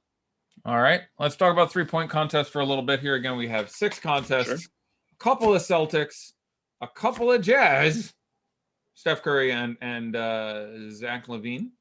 Mm-hmm. Again, I find the straight betting odds fairly absurd. Steph Curry is going off at plus 150. Everyone else is somewhere between plus 400 and plus 750. That's a little bit crazy for me. I think Steph is the most likely winner, but those odds would need him to be like 40% likely to win. I think that's absurd. I think he's 22% likely to win, 25% likely. Not that. To get up to a plus 150. That's insane for me. And again, for people who are like, oh, Steph Curry. He's been Steph Curry the other 7 times he's been in this competition. He's won it once. So Like, you want to take that number? That'd be 14%, or 1 out of 7 previously. His randomness, I like to think he's better than average. So you're at 17%, just 1 out of 6 players. He's my favorite. I'd give him 22%. All right, no goddamn way I'm throwing out that number. I would probably, if I had to bet, I think you're getting the best odds of anyone at all, plus 750 on Jaylen Brown, who is from the Atlanta area. So this is a homecoming from him. Went to Marietta, I think. So I would probably go there. It's not quite random, but it's pretty damn close. And I'm willing to say you get to pick first on the 3-point contest. I was going to pick my guy. You get to pick first. All right. I'm not gonna go with Steph. I think that's too easy. And again, if you have already entered the FTN, the Google Doc contest, where you're picking the winner of all these contests tonight, which I guess is closed right now, right? Because we already passed the skills contest, so I presume no more entries will be accepted. No more submissions. But I know that Steph Curry was the chalk. So I'm not gonna be boring and do that. I'm kind of in between two guys right now. I like the Conley narrative, his first appearance, first and likely only All-Star weekend appearance. But I think I'm gonna go Zach LaVine. I'm gonna go Zach LaVine because he has shot a fantastic clip. I believe he's just over 40% on the year. No, he's 40. 3% or something. And over 8 per game. He's shooting the piss out. Yeah. He's no Joe Harris, who, by the way, should be out here. I don't know how they justified not hiring. Joe Harris is still over 50% on like 7 attempts a game. How the fuck do you not have Joe Harris? Let's do our 3-point conversation here about the current state of that leaderboard, because we talked about it yesterday and it's pretty entertaining. It's pretty entertaining. So your best 3-point shooter in the league right now, by both percentage and makes and almost by quantity, is Joe Harris, who is number 1 in the league, taking, I think it's 6.7 3-pointers a game and making 50.6% of them, which is just incredible. Bravo. And like the best possible player to put next to, like, he's incredibly valuable on that team. You don't want to move him 1 inch. Second place is Bobby Portis, who has only taken, I think he's on less than 2 a game, or he's around 2 a game. So he's taken 63 pointers. So this number is not going to hold up. This is small sample size as opposed to, Joe Harris is on whatever 200, but he's made half exactly. He's sitting on 50%. So Bobby Portis is in there, number 2. I'm trying to remember who filled out our top 5 there. Your boy was in there. Your favorite. Yeah, I saw that, and good on him, because that's he's not shooting a low volume. It's like 4 or 5 a game, right? Yeah. And for those uninitiated, Eddie is speaking of Marcus Morris, my mortal enemy at this point. You're all wrong about that stepping on the foot thing. We don't have to go through that again. Yeah, but that's not the only. That's the thing. Like, I don't get too into it because I think he's a giant dick, and there's 13 other reasons I don't like him. I'm constantly fighting against bias, and like that was an absurd. Like, it was just, people were so convinced. He went out there and he targeted his ankle, and I'm like, he got hurt, finished that game, including running past Marcus Morris 87 times, didn't touch his ankle, played a whole nother game, didn't touch his ankle, got into the third quarter of the game after that, and the game was out of hand. It was a 26-point line, and then went after his. That's just like, there's so many reasons it was I just don't give him the benefit of the doubt for anything. Nothing. That's for like, if you're like, I guess my point is, for that to have been intentional, he would have needed to have a completely random paroxysm of rage, completely defying any intelligence, and your response would be, yeah. So, like, maybe he just lost it and went off there and stepped on it. Does Quinn Snyder give Gobert a good run tonight? Tends to be the case when All-Star game coaches coach their own players. So I will finish our thing, by the way, and then we can talk about the game a little bit, because there's really not much more to say about the 3-point contest. Sure. I will take Jaylen Brown. His shooting has gone in the tank for a while, but he's in here. He's home. I like the randomness. I'm not going to take Steph either. I admire your avoiding the chalk, so I will not cheese you out here on our gentleman's bet. I will go with Jaylen Brown. So let's look at these teams a little bit more and discuss the makeup and exactly. So like the big man minutes is a bit of a thing. So there isn't as much as we've had previous years where we had, 12 all-stars on a team and 5 of them basically only played center. This is something, if you watched the show last year, something we talked about a lot, where it was really hard to get to any of the centers on some of these slates because there were so many of them. So last year, Sabonis played 19 minutes and Jokic played 11 and a half minutes and Anthony Davis played 20 minutes. And then even more so on the other team, you had Adebayo and Gobert and Embiid. And so like those minutes ended up being really the most chopped up between those guys. You ended up with 12 minutes of Adebayo and 19 minutes of Rudy Gobert. So when we get in there again and talk about who's starting for these teams, so when you talk about Rudy Gobert, so Rudy is on, hold on, I want to make sure I got this right. Rudy is on Team LeBron.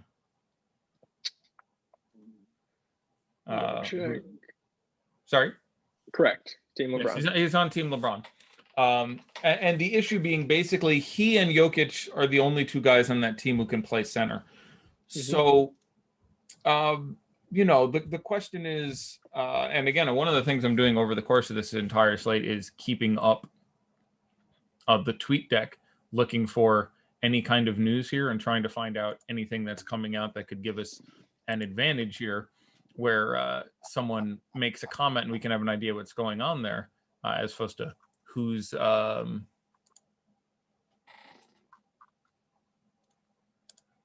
I'm looking at other people getting their packs and for I'm angry.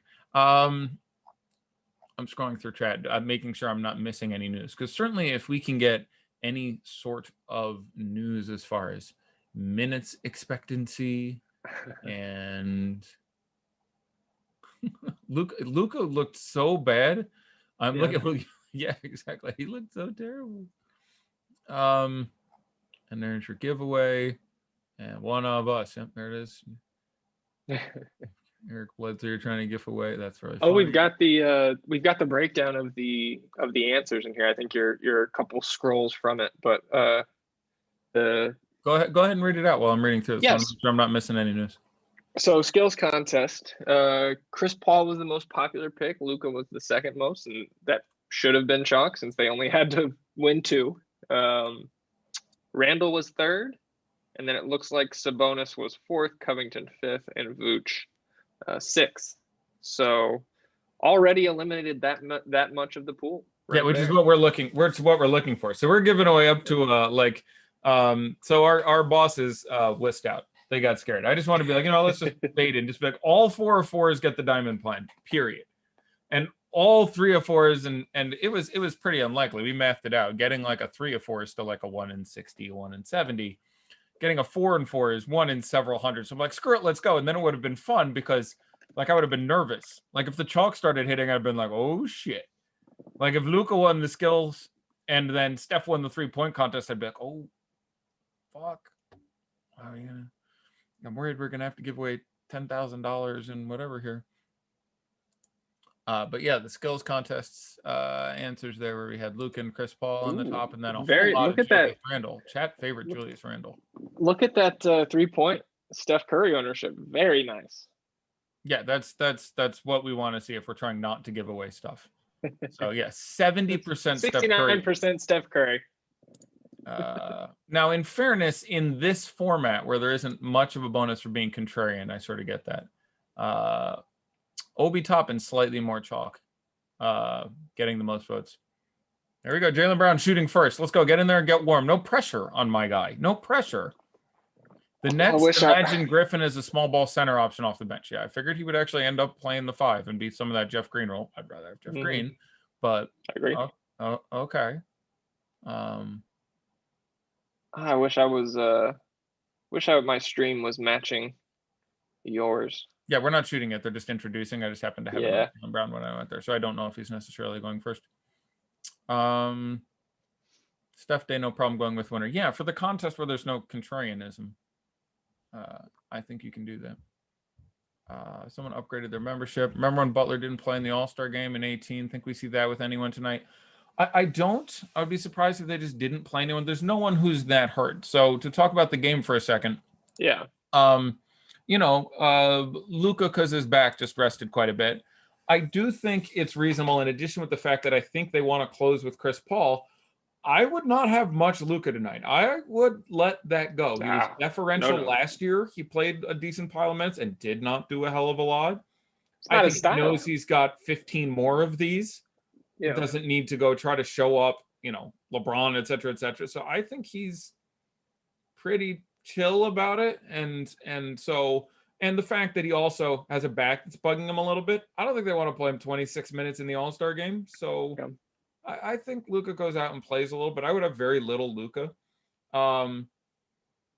I think I like Paul George. I think no one wants to roster Paul George. Paul George just screwed everyone and did the whole thing. And I think everyone's like, oh, and he missed the last game due to dizziness.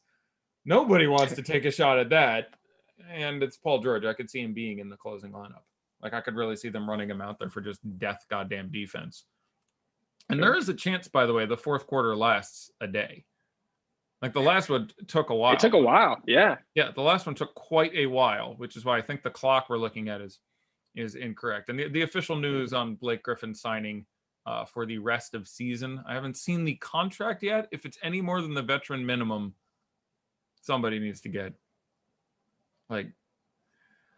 6 players shoot from 7 locations. 4 racks have 4 orange balls and 1 money ball. 1 rack, which the player can position at any of the locations, is all money balls. I didn't like it when they went to that, by the way, because you just the 1 rack of all money balls. Of scores. Yeah, it's fine, but I don't know. 2 locations will contain 1 ball, a deep shot, whatever, and then I stopped reading. But here we go, going out there first. My guy, dressed in yellow, a mighty fine-looking fellow, Jaylen Brown, puts his money rack above the break at the 2 o'clock position. I like it. And he's starting from the right. Okay. Where would you put the money rack? These days I would put it straight on. Same. I'd put it straight on right now. Oh, he's cashing. Have you started shooting yet on your thing? I have not. He is. All right. Loading up to go. I'll shut up then. Although the show is not supposed to be about you. There you go. 100 people watching were probably ahead of me, but he made the first 2 and then it went bad. Jaylen, money. Oh God, it's not going good. He's not making the ABA balls, and he just missed his 6-pointer. Oh, come on, Jaylen, you're home. Don't be nervous because you're home. I think he's nervous because he's home. Oh, those are he has literally almost 30-foot threes out there with the zone. He made one of his blue. He made a green. Thank God. He missed the first 3 money balls, but he made a green. He's now onto his money rack. Come on. Oh, 1 for the first 3 on his money ball rack. 1 for the first 4 on his money ball rack. 1 for 5 on his money ball rack. Jaylen ain't going fucking nowhere. Yeah, that ain't gonna get it done. That is not gonna get. He made a 6. Yeah, oops size. That's giving him a shot. He's finishing strong. He missed every money ball except for 1 on his money ball rack. There are 9 money balls. He made 1. It looks like count the greens. I'm looking in the YouTube chat here. Kate is 11. So he's perfect so far. I guess he had Sabonis winning. He needs Cassius, Steph, and a Giannis MVP. So he's perfect so far in 1. He's 1 of 1. And he needs a Steph Curry 3-point win here to continue on. And he said, good point. Moneyball rack makes the best shooter win less often. Correct. Yeah, I didn't like Moneyball rack. That didn't add anything for I won't say it didn't add anything. It had some strategy. I like the players being able to. I don't think that 17 is going to hold up. There we go. Jason Tatum out there shooting now. He's only 13 years old. I don't know if you knew that. Out there.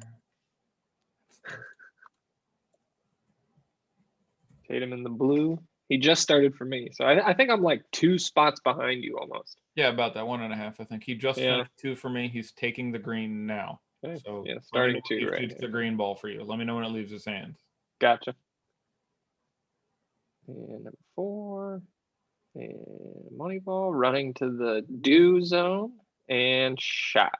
Yeah, you're like 17 seconds behind me, and I'm delayed. Ooh, Tough. yeah, you're well behind me. I think Tatum is going to beat his teammate's score here. He's already done it. Yeah. He's already ahead of him now. So I'm going to go out here. Oh, this is not a good start for us. This is not a good start for us. I like your contest. How many blocks will there be in an all-star game? And I'm curious how smart people are betting that, because there are many, many, many fewer blocks in an all-star game than there are in a standard NBA basketball game. Yep. Along with free throws, which is a big reason why I never play Harden in all-star games. Yeah, that's really smart. I mean, it's basically your standard NBA game. Obviously, the minutes are different. Obviously, the usage is different than you can expect of these players. But there's no defense, there's no blocks, there's no free throws. Again, no being an exaggeration, but right.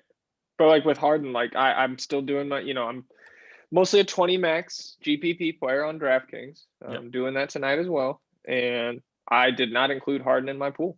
That's just a stand I'm taking. I did it last year, and it worked out. I reckon overall. And I do have Zion locked in currently in every lineup. He's extremely cheap. He's starting. Yeah, it's interesting for me because it's interesting for me because, like, if I say I don't want to play Luka and I don't want to play, I really like Steph, by the way, in the game. Oh yeah, proper. Like this seems like a form in which he's done well. He's done well in the past. I think he's on a little bit of a cooker for not being able to play last year. The only injury substitution last year actually was Devin Booker in for Damian Lillard.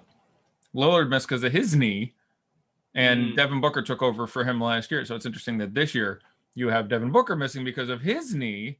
Yeah. Here's your boy Zach LaVine, by the way. You're going. Any green? I'm not going to lie. Your man may have horrifically bricked. Jesus. He has just skimmed rim on a couple of these. Like, he's corrected, and he's still going to beat my guy. Don't get me wrong. Yeah. You're still going to beat my guy. Does he get this do shot? Oh, gosh. No, he did not get that do shot. I know the one you're talking about, and no. I would never start with the money rack, which it looks like that's what he did. Yeah, it's crazy time. Can't be your first 5 shots the most important shots of the round. Yeah, I would generally want most important rack. I would generally want it to be the middle. Third, I'm warmed up, but I'm not fatigued. You know what I'm saying? Shots 11 to 15, or I'm sorry, adding the green ball shots 12 to 16. Those 8K cameras are awesome. So cool. Some of the 8K shots, they've been using them a lot for more WWE content. You see them at like the Royal Rumble and stuff, and guys come down the ramp. You're like, dear God. Some of the details incredible. So question from our guy David Jones, Tenacious D Jones. The total is 319. Yeah. Are you over under that? I'm under that. I projected out the game and had 309 points scored, so I'm under that. I am making a lot of presumptions about who plays and how much and the level of defense and the whatever. But if I'm betting the over or the under, I have the under in this game. I think the totals are probably, with the Elam ending, the totals are going to be lower going forward as long as we keep that. Always keep that process. If you keep it at 24 years now, and it's worth pointing out that last year's fourth quarter was remarkably high scoring. Last year they had an Elam ending of 24, and Team LeBron won needing 33. So going into the fourth quarter, Team Giannis needed 24 to win, and Team LeBron needed 33 and got it and won. Was how that broke down last year. So that was actually even a higher scoring fourth quarter than normal. There's a real possibility your fourth quarter has 41 points scored in it. If the team that's ahead wins the fourth quarter, there will be less than 48 points scored by definition. You understand? Like if Team LeBron is up going into the fourth quarter and they need 24 to win and they win, then the most points that were scored in that quarter is 47. At the very most. Oh no, that's not true. I'm sorry, the other way around. If they win, the other team, depending how much they were up by, I'm wrong there. If the other team was down 10, the other team could have scored 32 and not won. So I've got that wrong there. That's not correct. Some questions from the YouTube chat here, Eddie. Sure. Pat Hendrickson's asking, or he just got here. Who are our favorite captains and plays for the game. Just a quick summary is what he's looking for. And we can expand a little bit on that because we're coming up to we're a half just under hour. Go ahead. 30 minutes. I'll defer to you first. I kind of want to not play the super chalky captains. If you want, I can talk about what happened last year. I don't think that really helps anyone. There's been a lot of writing today like, this is what happened last year. I do think it's relevant for the part that I do think the final five will play most of the fourth quarter. And I do think there's a chance that leads to them playing well fewer minutes, but more active minutes. And I think there's a chance that, again, Luka gets sat down for Chris Paul for the last 4, 6, 8, 10, 12 minutes, however many the hell that is. So I think, Doncic gets, some time to shine in the second, third quarters, especially, and then maybe doesn't close out this game. So especially at his really minimal price, I have a lot of interest in Chris Paul because, again, we saw this exact ending last year where he played basically the entire fourth quarter instead of Luka. Now, Luka's 1 year older and 1 year studlier, so, maybe he's out there, but I'm pretty sure Luka will be sat, and I wouldn't be shocked to see Jokic sat. I don't know. There's a lot going on in the locker rooms. It's one of the reasons I'm sitting here on TweetDeck constantly reading beat reporter conversations and trying to hear anything like, the news is that they're going to go smaller, just to anything, so I can try to make a better projection at minutes for these guys. But I if you forced me to make a guess right now, I would think that Quinn Snyder and Team LeBron close smaller with Giannis at the 5. And you see us. If you tell me guess a closing 5 right now, and I think this is only like 30% likely. Like I would take the field versus my guess here. I'll say that they spend most of the fourth quarter with LeBron, Giannis, Steph, Chris Paul.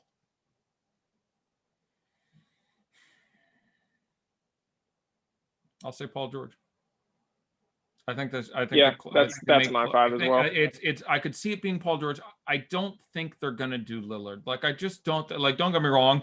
Dear God, is that an amazing team? Like I really want to watch those 5 guys play basketball for hours. But you'd have some real defensive issues trying to close out there with Curry and Lillard, and so I think Paul George gets that spot. For Doc and Team Durant. I think they close with something pretty close to the starters. It wouldn't shock me if they get Harden out there. The issue with getting Harden out there is you need to either sit Beal, which feels petty, or sit Kyrie, which would be weird. I'm gonna start. I'm gonna end it. So I don't know. I really don't know. Where that goes. I don't think Zion closes. Now Doc is not full anti-rookie Tom Thibodeau, fuck you, you're under the age of 23, you're just not playing. But he's not super rookie-friendly coach. He's not Thibodeau level, but if you were to, rank the NBA coaches in their rookie acceptance, Doc is pretty low on that list. So I'm guessing that there's a decent chance that he doesn't close. But there is a reasonable paucity of big men on Team Durant now. Like the players on Team Durant now who play center with any real period of time during a normal NBA game are because Embiid is out. So now the guys they have who really ever play center are Zion, Vooch, Randall, ? Randall lately, right? Well, not really. They've been running fucking Nerlens Noel out there 41 minutes. Yeah, like he gets in there a little, but they're not really. Like Randall, I think slightly more than Tatum center minutes on the team this year, but neither of them play a whole hell of a lot. And again, the Celtics have 3 good centers. So I wanted to kind of merge YouTube and our FTN Daily Discord because there's some similar questions there. Sure. How much do you think you're okay with leaving on the table salary-wise on DraftKings tonight? Sure. We'll talk about DraftKings first. That's a great question. I'm comfortable leaving a lot of money on the table. Again, to state the obvious here, having a captain makes leaving more money on the table actually more tolerable. as an effect. And the fewer players in the pool, the more leaving money on the table as possible. As a basic mathematical corollary, the more players that are in the pool, the more likely that you could have spent some of that money to improve somewhere. So there's 200 other choices. It would be really weird if you had $2,000 left on the table, not to be able to spend that money somewhere to stack up.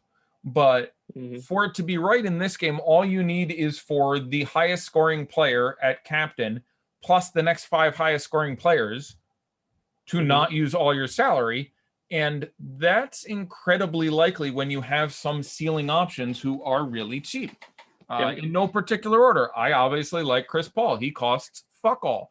Zion, I have at 24.5 minutes, and I like him a ton. They don't have any bigs on this team. You might get 30 minutes of Zion. They might just be like, oh, fuck it, we're going to let the kid run. That's pretty impressive. Mike Conley is the floor. You know what I'm saying? Like a couple of these other guys, like it's harder for me to get to, Sabonis and Randall, and the positions are a little tougher, and they're not starting, and I think they don't close. And so sure, they can go off in their 21, 22 minutes. I have everyone I have projected somewhere between 17 and 26 minutes. I don't have anyone this year like I did in past years where I literally have I haven't been for 9 minutes. Like I had things like that in past years because of injury scenarios. But I think leaving reasonably significant amounts of money on the table are possible. You're basically spike a captain and then try to pick the highest 5 scoring players. There is a very real chance 2 of those players cost $5,000 or less.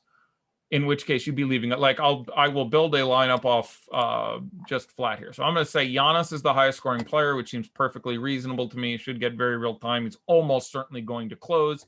And then I'm going to take LeBron, who I like a lot for obvious reasons. Captain should also play quite a bit. Not as much as he did 2 years ago and 3 years ago. We saw that last year because of the Elam ending, but he still did a lot, took a lot of shots. Stage is on him. He knows who he is. There's a real safe player. So I'll take LeBron. I've got 2 guys on Team LeBron now, so I want to take someone who's a spend up on the opposite team. Again, Embiid is out. Harden is someone you and I think will be over-owned relative to how good he is. So I'm going to put Kawhi on that team. Then I'm going to take starting Zion and Chris Paul, both of whom I think have a very big ceiling. And that leaves me with $9,700, meaning if I don't take Harden, I'm leaving at least $900 on the table. So I'm going to take Curry, and I've got $1,300 on the table. And I love this team. Yep. And you can obviously go, less than this, turning Curry into Irving or Beal, or turning Giannis or LeBron into. So my answer being, and again, to a certain degree, I'm eyeballing this, but I would be surprised if $3,000 left on the table bothered me at all. There is a number where you are still there is a mathematical equation here, which you could. I spend a few hours, I could use regression analysis, project everyone out, and then figure out what is the point at which I think the uniqueness you're getting from the lineups and not spending money is better than what you're sacrificing, so on and so forth. But it's a big number. So I like leaving money on the table. I really like that lineup I just built. It's leaving a lot of money on the table. Steph, you lost your bet, as Steph just dropped 31. Oh boy, yeah, I'm seeing the end of it. Got hot at the end. Look at watch on your stream in about 12 seconds. Look at Donovan Mitchell in awe of Steph Curry. Watch his face. You're going to see it in about 4 seconds. Watch the stream. Yeah, he hit Mitchell's just like that. 12 of his last 13 there. He's like, God damn. Wow. He's incredible. I remember his first couple years in the league saying on some of my first shows, 2014, 15, first time I'm ever on the air, going, if this guy's ankles can get healthy, he's going to be just incredible. He would do things, and I was just like, oh my God, because he had my joke used to be that he had Doritos for ankles. I remember that was for some reason the way I described his ankles forever, and he was constantly out and he was whatever. But he's just sublimely good at a basketball. I love the various things about his physicality. He's incredibly strong. So my guy out in the first round, 6th place, your guy out in the first round, 5th place. So literally through 2 events, your and my choices could not be worse. We have hit the nut low. We have not won a round of the skills competition, and we finished bottom 2 places. Yeah. This is pretty exciting. I'm really worried the 2 people we pick for our All-Star Game MVP are going to be killed by a sniper. Yeah, that's It's a battle of the Titans here. In fairness, this is pretty random. I will say that when I did my 12-0 thing, there was actually, like there's a little bit more to projector. Like, how many shots out of the next 20 will this guy make? It's a fairly random wager to be creating at any given time. Well, I'm still shocked by what Luka looked like. Yeah. Apparently in that skills competition. I'm still just flabbergasted by what he looked like. I saw in the chat that apparently Jalen Brunson tweeted at him and Luka responded to him on Twitter already, basically saying, man, you look like crap. And so maybe he'll turn it on for the game. I don't know. We did get a question, though, from our buddy, one of my oldest DFS friends, Jake Anderson, who's in the YouTube chat, even though he's an FTN subscriber. And in the YouTube chat, he says, can we talk about the likelihood that some of these older guys, especially those who, complained about the game even happening, don't finish? And he says particularly Kawhi has trashed the game in the past, just decided kind of not to play. Paul George too. Paul George also has spoken extensively, and obviously LeBron and a couple other guys here. I do not think that is. I expect those guys to close. Like, I am really surprised if Kawhi Leonard is not out there to close this game. Like, those games where he didn't play, he was still on the Spurs. His last 2 All-Star appearances, he gets after it. Yeah, and he's back into like playing back-to-backs and being like they have announced, and they've all shut up and been a little more calm about that for the last few days after coming out and being vocal about it. And again, there's some disturbing parts of the NBA that remind me of minstrelry a little bit, where you are to some level, now don't get me wrong, you're getting paid millions of dollars. That factors in the math there, but you are literally saying, hey, group of 20 mostly black young men, go out there and entertain us at risk to your own personal health. That's gonna be a little awkward at best. So I get it when people are like, should we have an All-Star game? I'm not sure it's safe. And the NBA is like, fuck yeah, we want that check. That a lot of the players immediately went like, okay. Like, I know it's a business, but that doesn't feel good. Clearly, you made a determination where on one side was my health and safety, and the other side was something else, and you picked something else, and that burns my ass a little. And yeah, I dig that. That being said, if you hoop, you hoop. Like, I don't care who you are. None of these guys doesn't ball.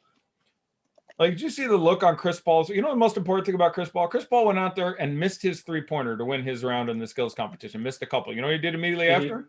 Took another one. It's like, I gotta figure out what's fucked up. Like, you can't keep these guys off the court. I don't think there's any, and there's some, if you talk to these players, like, they're trying to hold on to their spot. So I don't think, like, if you're gonna tell me because of his comments that you have Doc putting out, his old buddy Kawhi Leonard, and that he gets him out there for, a couple less minutes, maybe. But I'm shocked if Kawhi Leonard isn't closing this game. So and Rico revealed in the YouTube chat, says different Kawhi now too. He's in superstar mode now. I agree. He's I mean, there was definitely some, like, when he was in San Antonio, 100% that the organization saying don't play him more than X minutes. They do that. And again, we have the guys who had injuries coming into this. Like, I'm minorly worried about Zion, but my minutes projection for Zion is probably down 1.5 minutes from where it would be, because he missed the last game with what was actually a pinky toe injury. Yeah, that's kind of irrelevant, but the team just did that. And so even if there's no real risk, all they have to do is say to somebody, his coach, which is Doc, or just say to him, like, look, 20 minminutes, fine. 22, fine. Have him play the average.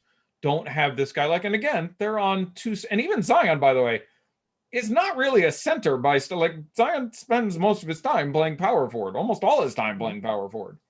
Like, the true centers left on Team Durant are Vucevic, full stop. That's it. They have one center on the team. Now, you don't need one, especially when you're not playing any defense. But there's a real argument this game runs even faster. If I was to have one bit of pause on my liking the under, It would be the fact that there could be a lot of running now. Like there's no one on this court. Once you get Jokic off there, there's gonna be some little guys running around full speed. I got a couple things for you. Eli Reasons in the YouTube chat says, "Dude, you just made my lineup." That was a couple minutes ago. I just saw that though. So, well, you're probably on the right track, and not the first time you Eddie have done that to us. I remember you. That's happened to me a couple of times on streams of yours in the past. So that always makes me feel good though. Like I'm on the right track, at least if you're somebody that I'm following. Yeah. Good. I think. Like Again, I try to discuss process, and this is a bad example. Like if this is a show of show you how great we are at this. There's very little to deal with here. There's not enough of a great sample size to have tremendous amounts of data. There's not coaches' comments. I mean, there's been already 6 or 7 times this year that I think we've won the FTN team. Me or you or some of the other excellent chat on the team. Look, FTN coaster. Sorry, some sort of extra money by just paying attention to things that coaches say and comments. PJ Washington Day was not that long ago. Isaiah Roby Day was not that long ago. There's been a number of times where it's like we listen to what people are saying and talking about, and we end up being completely, a third of the field's ownership on a guy who everyone thinks is going to play 36 minutes, and I'm pretty sure is going to play 30 damn minutes. There really isn't a lot of that here. I have read, I believe, every word every person has said, and I have my tweet deck open again as this comes to log, but I don't expect to see any news. So again, this is a currently no opportunity slate. Maybe someone will get ruled out in 10 minutes. That's not likely, but there's like a 2% chance, and 2% is really relevant when you look at something like that. And if it happens, you want to make $1 billion with that. But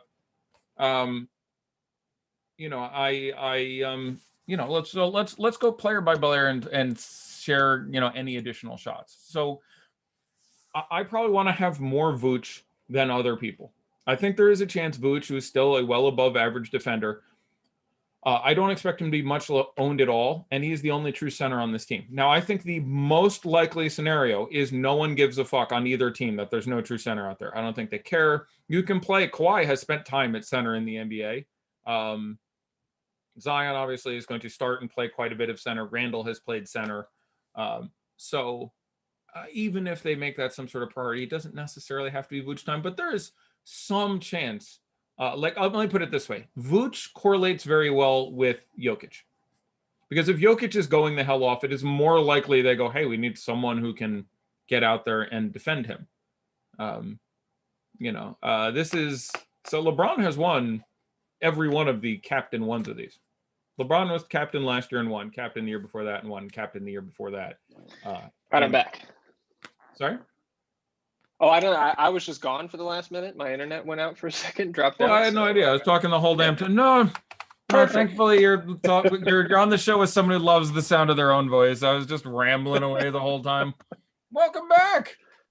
Jordan Poole Day. Yeah, we had Jordan Poole Day. That was literally like the day before the thought went down. People were going, we had fucking Brad Wanamaker as 5th most owned player on the slate, and Kent Bazemore as 8th most owned player on the slate.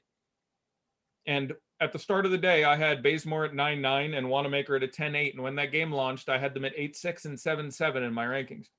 Because I was pretty sure I had them at 19 and 17 minutes. And that's almost exactly what they played. If you watch the pregame press conference, listen to Steph Curry, it was clear that he was going to make it a kids game. We went back to starting Wiseman over Looney, and we started Nico Mannion and that whole thing. There's no way he was going to give, he clearly, I had some pause because he still started Wiggins. He still started Wiggins, so it's like, okay, he didn't just go with 5 kids, but I think he doesn't quite have enough kids and wants some punch off the bench. So I think that he's going to make this a learning experience game for these guys. And that's what he did. He went out there and played the kids a ton and used it as a way to basically rest some of the players who had a bit more seniority. Not that I think Steph just did something crazy. I looked over at my other monitor and he's pumping. I don't know what number got put up here. Needs the last shot to win. And he got it. He won by 1 over Conley. Uh-oh, we're giving away all kinds of stuff. Uh-oh. The chalk real quick, Eddie. It came down to 1 shot. Go. Could we talk about FanDuel? How you're going to attack, the MVP, the star spot, the pro spot, and that kind of construction? Yeah, let's go ahead and do that. So, again, I'm a fan of leaving money on the table here. I did actually tinker around with a couple lineups today. Do you want to talk about correlations a little bit more? Like I touched on most of them incidentally as we were going through this, but like I think Vooch and Jokic correlate well because I think if Jokic is having a monster game, there's a little more likely they throw a little extra time at Vooch. It's perfectly fine to just play Vooch, who's going to be really low owned for a value guy anyway, and just there's not enough bigs on the team, so maybe he gets extra time. Full stop. That's the Vooch theory. I think Chris Paul and Luka Doncic don't correlate well because I think it's very unlikely they both close. But Chris Paul correlates not perfectly with Luka, and I suppose slightly negatively with Steph Curry. Though I would be pretty surprised if Steph didn't close. I think that's possible. But I think the most likely substitution, which again is exactly the substitution we saw on Team LeBron, albeit different coach last year, was Doncic starting but sitting and Chris Paul coming in and closing. So I like a lot of Chris Paul. He's my favorite value play after Zion, and he's pretty close with Zion. But the worst correlation with him is Luka Doncic to me. I'm trying to think of other direct negative correlations that I would try to avoid. You don't want to do like starting center, backup center. So you don't want to do Jokic and Gobert. They're not going to play next to each other. You probably don't want to do Zion and Vooch. They're not going to play next to each other. So set rules if you're mass multi-entering not to do those particular things. That's about it. So sure, let's turn our gaze to FanDuel with only about 10 minutes left. Go ahead and I will let you lead off here. I have looked at this a bit today, but I will defer to you. Sure. So my favorite, I'm only doing one lineup on FanDuel tonight, and I settled on I wanted two guys from LeBron's team at the top here. I want an MVP. I want a star from LeBron's team. I went Giannis and Steph. Obviously, you need just the raw highest. You need 1, 2, 3 in terms of raw fantasy points here. Yep. For your MVP, star, and pro spot. So I went Giannis MVP. I went Steph in the star spot. I'm fading LeBron in this one lineup. And then I finished it with 3 guys from Team Durant. I went Bradley Beal, who I think is maybe going to go a little bit overlooked on both sides. I agree. And I think presents an upside, especially on the team that, no Durant, no Embiid now. It's just going to open up more opportunities for guys like him. And then I have Kawhi and Zion in my utility spots. I thought about going Kawhi, that would have been more on brand for me in that pro spot. Started exactly the same, if you're curious, by the way. I have Giannis Curry in the top 2 in the one lineup I built as a placeholder today. I went with Kyrie. I think Beal is a perfect. I wanted to leave a little more money on the table. I don't think he's quite owned enough. Someone on this team obviously has to do a bucket of the scoring. I went with Kyrie, anti-LeBron. There's a fun narrative. I don't give much of a shit, but sure. I finished out with Kyrie, Tatum, Zion. Okay, for my bottom. So a little 2v2 there. Yeah. So yeah, I have Kyrie and Tatum, and you have, and we can so we can keep track of mine. If you keep you're actually entering yours. I can't legally enter contests, unfortunately, but we will keep track of it. And I have Kyrie and Tatum with, I guess, the multiplier. So that's sort of an additional wager we can keep a heads up on. But yeah, I would say, again, I'm a fan of leaving money on the table. Doesn't have to be a ton, but there are just several really low priced guys here who have a ceiling. Again, Vooch is $6,000. So you can play Vooch in any 4 players. It's not that I don't love Vooch, but I think Vooch is going to be really, really low owned, and he should just be really low owned. So I think he should be owned more than he is. Chris Paul, again, is 8,500. I really like that. He's very likely to pick up some number of steals and other sexy things. Getting to Chris Paul, again, for me is a bit of a priority there. And then, it's tough to get to like Lillard. And I think, he will be low owned because of this, but everyone is going to play. Like LeBron's team is such a monster that you can't all get there. So like Curry, Giannis, LeBron, there's so much mass on that team, and we kind of like everyone. Like on Team Durant, like maybe you and I are selling Harden a little bit short.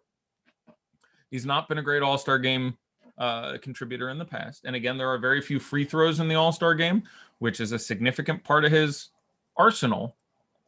And this is the team that needs him to be a monster more than any other, but he's not starting. So he's probably not closing.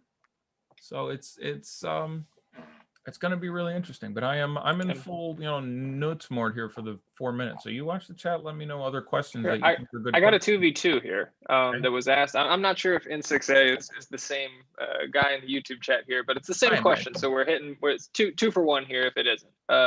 LeBron and CP3 or Kawhi and Jason Tatum. I'm on the LeBron CP3 side of that.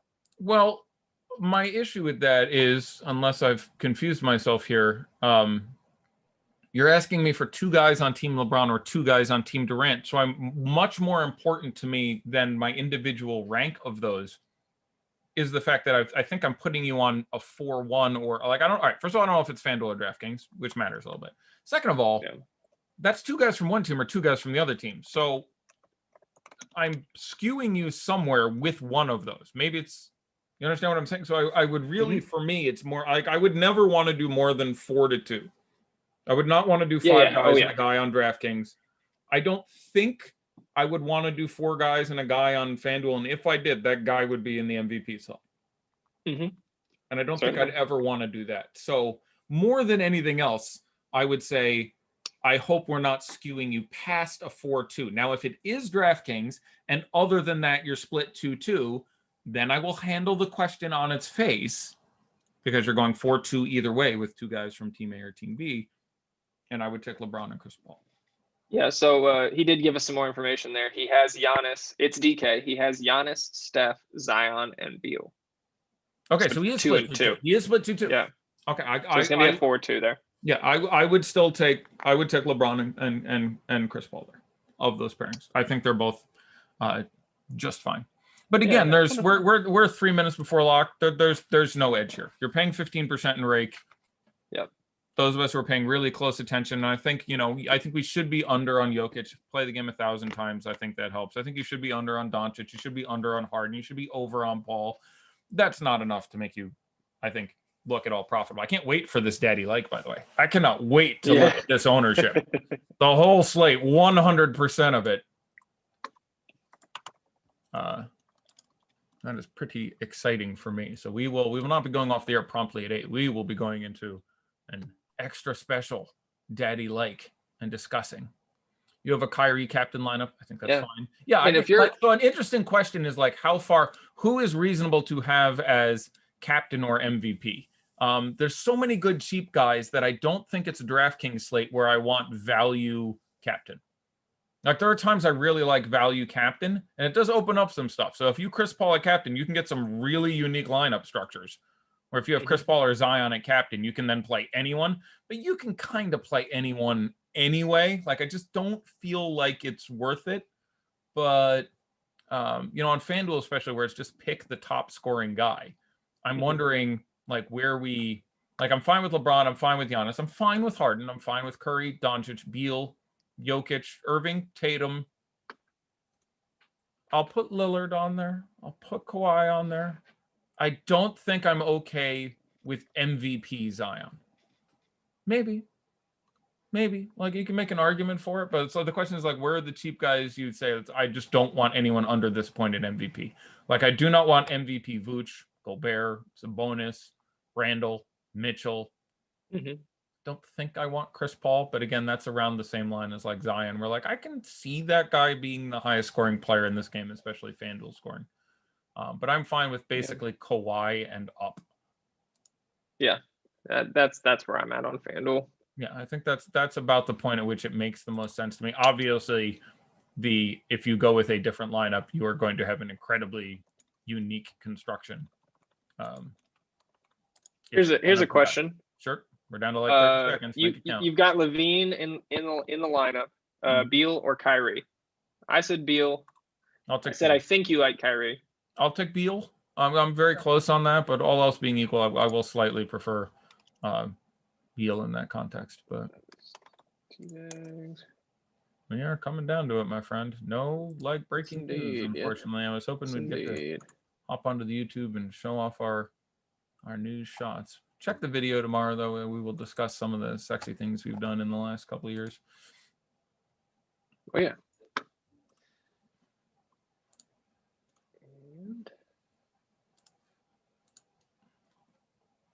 That is lock. All right. I got a truck commercial on the TV. Who knows how Yeah. long until the game actually ends, but it's time for the actual main event to start. Let me know when you have been able to acquire some ownership. Yes. This is, I'm not liking my chances doing it all well. I'm not gonna lie. Coming out and trying to do this on the All-Star break, I expect to be, oof. I expect this to be a little bit sticky, but I will try my damnedest. God, who's gonna be most owned on this? I'm just waiting for this game to populate here. It always takes a couple minutes. Yes, sir. DraftKings, and this is $18 entry today to the main contest. 500. They never do 18. They occasionally do 20, 15, 8, 18. Okay.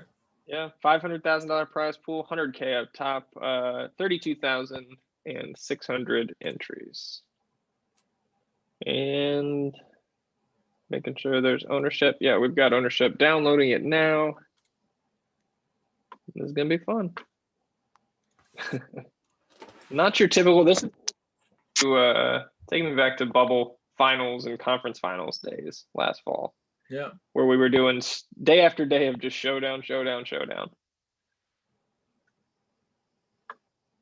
Yep. It's a different world.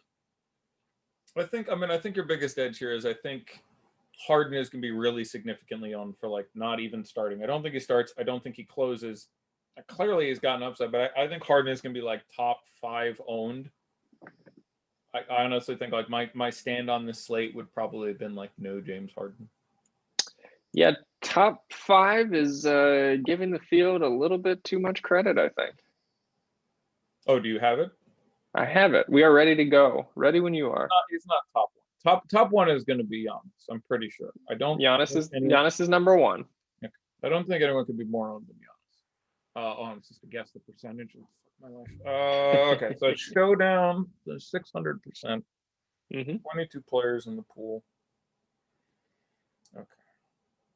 So that's going to average out to, let's see, 27% and some change. 27 times 22 is 594, so 27.22 on average per player. I'll say Giannis is owned 73%. You bastard. 73%. Not even fucking with you. Good night, nurse. We're out. That's it. That's it. Oh, God. I have not touched. No one will ever believe this. That's like 4 times I've done that this week. 73.00. I didn't miss my 73.9. But I'm giving that's 74 then. That's 74. That's nothing. Come on. That's nothing. That's terrible. That's I apologize. Terrible? What do you mean that's terrible? I should. What do you mean that's terrible? I was literally going to say 75, and then that's really funny. I'm not even going to get the second player right, by the way. So anyone who's going to tell me I'm cheating horribly at this, wait 5 seconds for me to not even get this player right. So you gave me a hint. You said I gave the field too much credit with top 5. So I'm presuming Harden is. I thought Harden would be 4 or 5. I thought Harden would be behind LeBron, Curry, and Zion, at least. Okay. I'm gonna go with my guts and pretend you didn't say anything. So I will just go and I have a feeling I'm gonna the answer here is Harden, or the next one's gonna be Harden, but I will say LeBron. Yeah. LeBron did not get there. All right, I will try Zion second. Zion is third. All right, I'll try James Harden. James Harden is second. Yeah, I get it, and again, it's DFS players and more casual players, but I have to guess a number here. Jimmy, Slick Jimmy, Big Jim, Jimbo Slice. Jimbo Slice. Oh, that's really nice. You haven't heard that one? I have not heard Jimbo Slice, or if I have, I've lost it from my memory. I want to say that I doubt he came up with it. I think the first place I heard that was Bill Simmons. That's really good.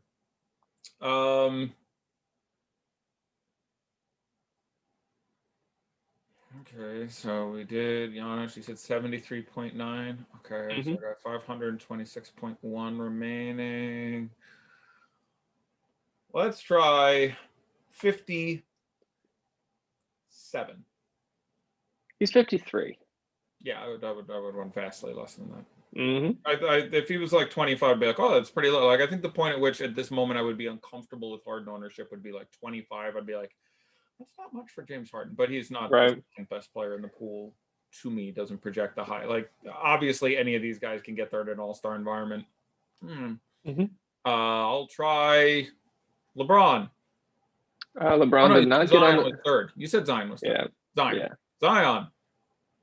Zion number 3, What rounding was out the Harden? podium. 52 point something. You said. Harden was 52.9. Oh, and I should be giving you. It's been a while since we did a showdown, Daddy like together. Captain. Giannis was 19% in the captain spot. James Harden was 10.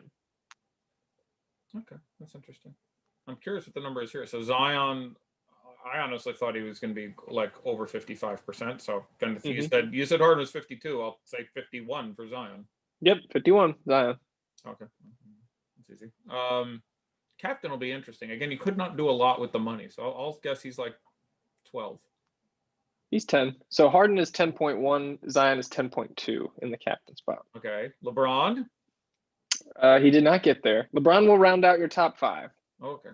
Curry was the only one I had left who I thought got in that Steph top Curry. Steph Curry number 4.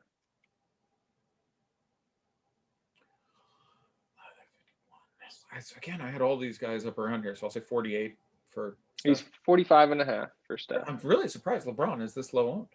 I agree. Like, he's not the fantasy player he was in years past and isn't the world's best all-star performer. Still But gets his in the All-Star games, though. That's not going to change this year. I mean, it's again, is the biggest thing that you should take away from this is, like, yes, I think James Harden is over-owned, but like, I think LeBron is under-owned, and LeBron's 44 and Harden's 53. I think you said. There's no, you know what I'm saying? Like, we're really grasping at straws to be like, oh, this is terrible. This is wonderful. Like, so when I'm like, oh, LeBron's so low owned and Harden's so high owned, they're Right. not that goddamn different from each other.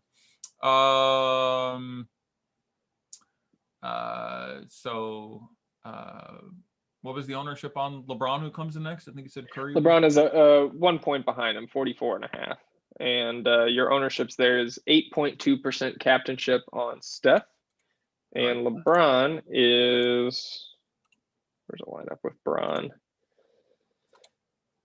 He's 8.4, so 0.2 over Steph. Yeah, I like both of those, especially on DK for Steph. Like, Steph makes 13 3-pointers tonight would not be a weird headline for me. And I think they'd like him go, and the guys like Steph. Yep. So like, we know he's warm.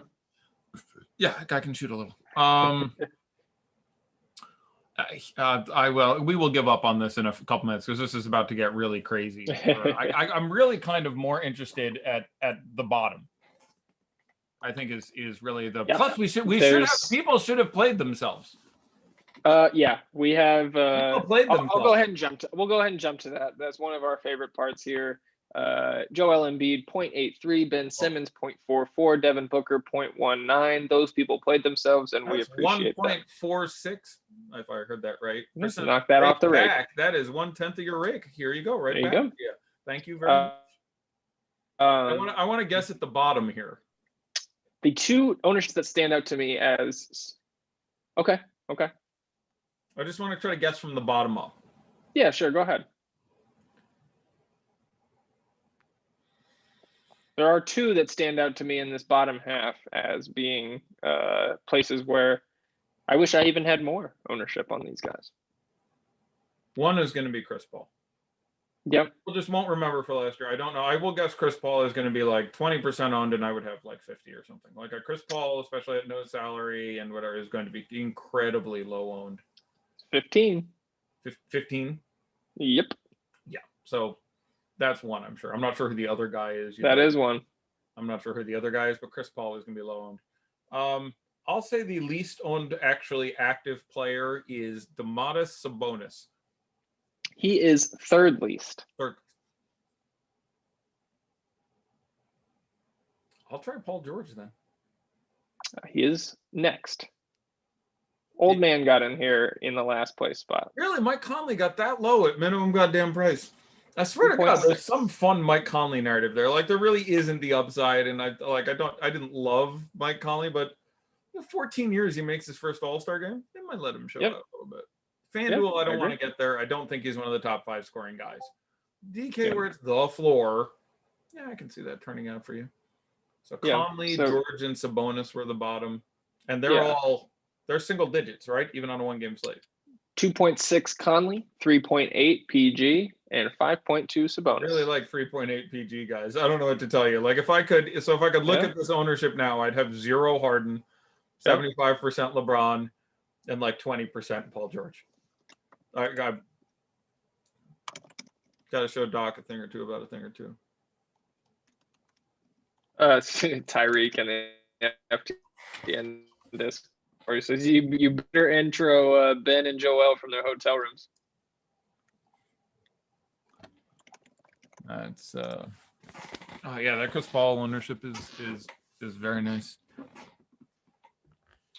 Well, Kawhi with the always enthusiastic intro there.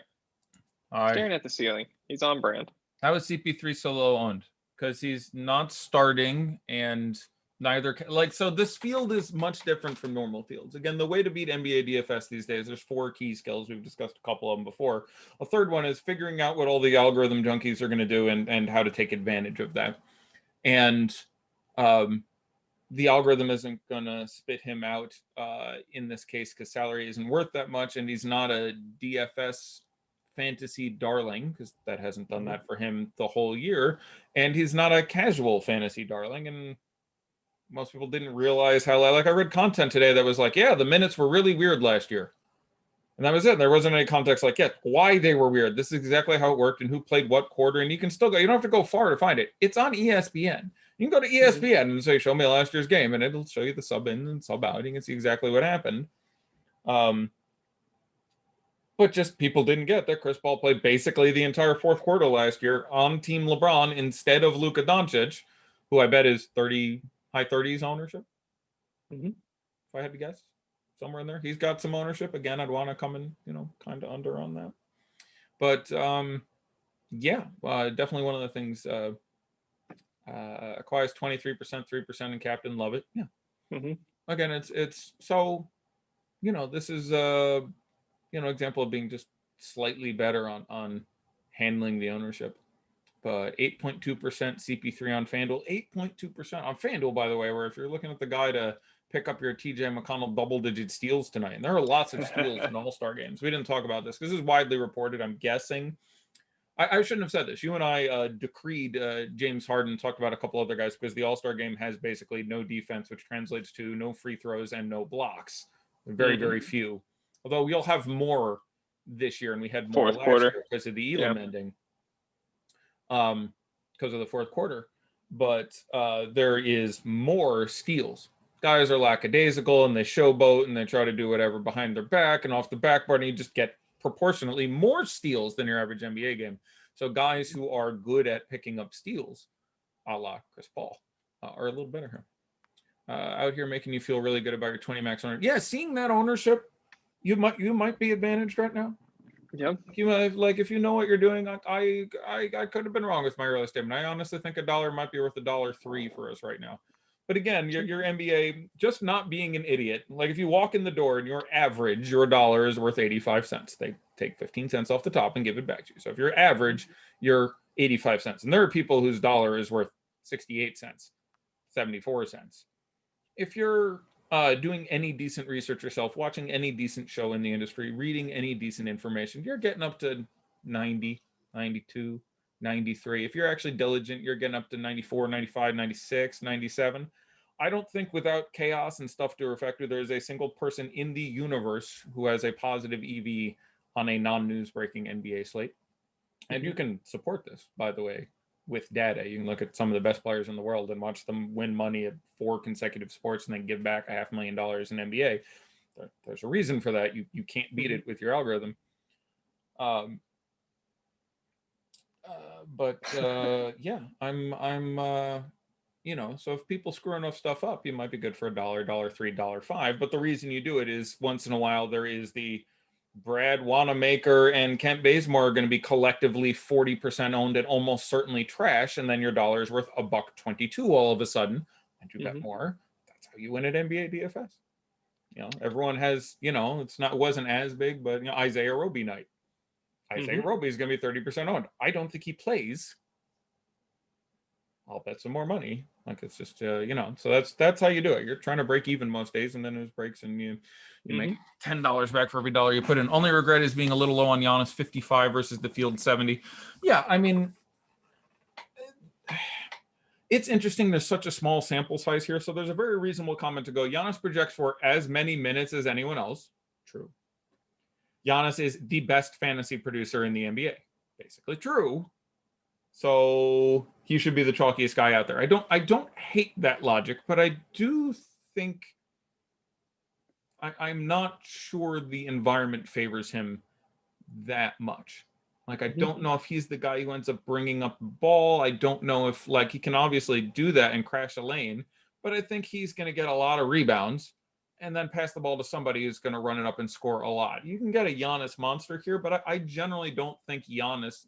I think Giannis is one of the few players in this All-Star game who probably averages slightly fewer fantasy points per minute than he does in a normal game, or at least the ratio by which he increases is less than others. So LeBron, for example, might average 1 point. I don't know. This year, you'd be looking at somewhere in the range of 1.37 fantasy points per minute. And in the All-Star game might now be at 1.6, whereas Giannis sits around 1.75. He might still be at like 1.75. He might go to like 1.8 because you're not going to have defensive stats and you don't need him to do a lot of the things he does to individually dominate. I don't know. It'd be interesting. And we'll never have quite enough sample size to really stretch that out. So I'm going to check the other chat, see if we're missing any.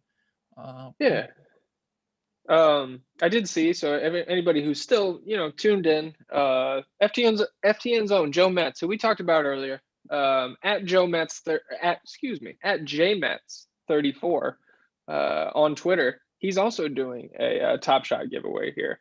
Look at that.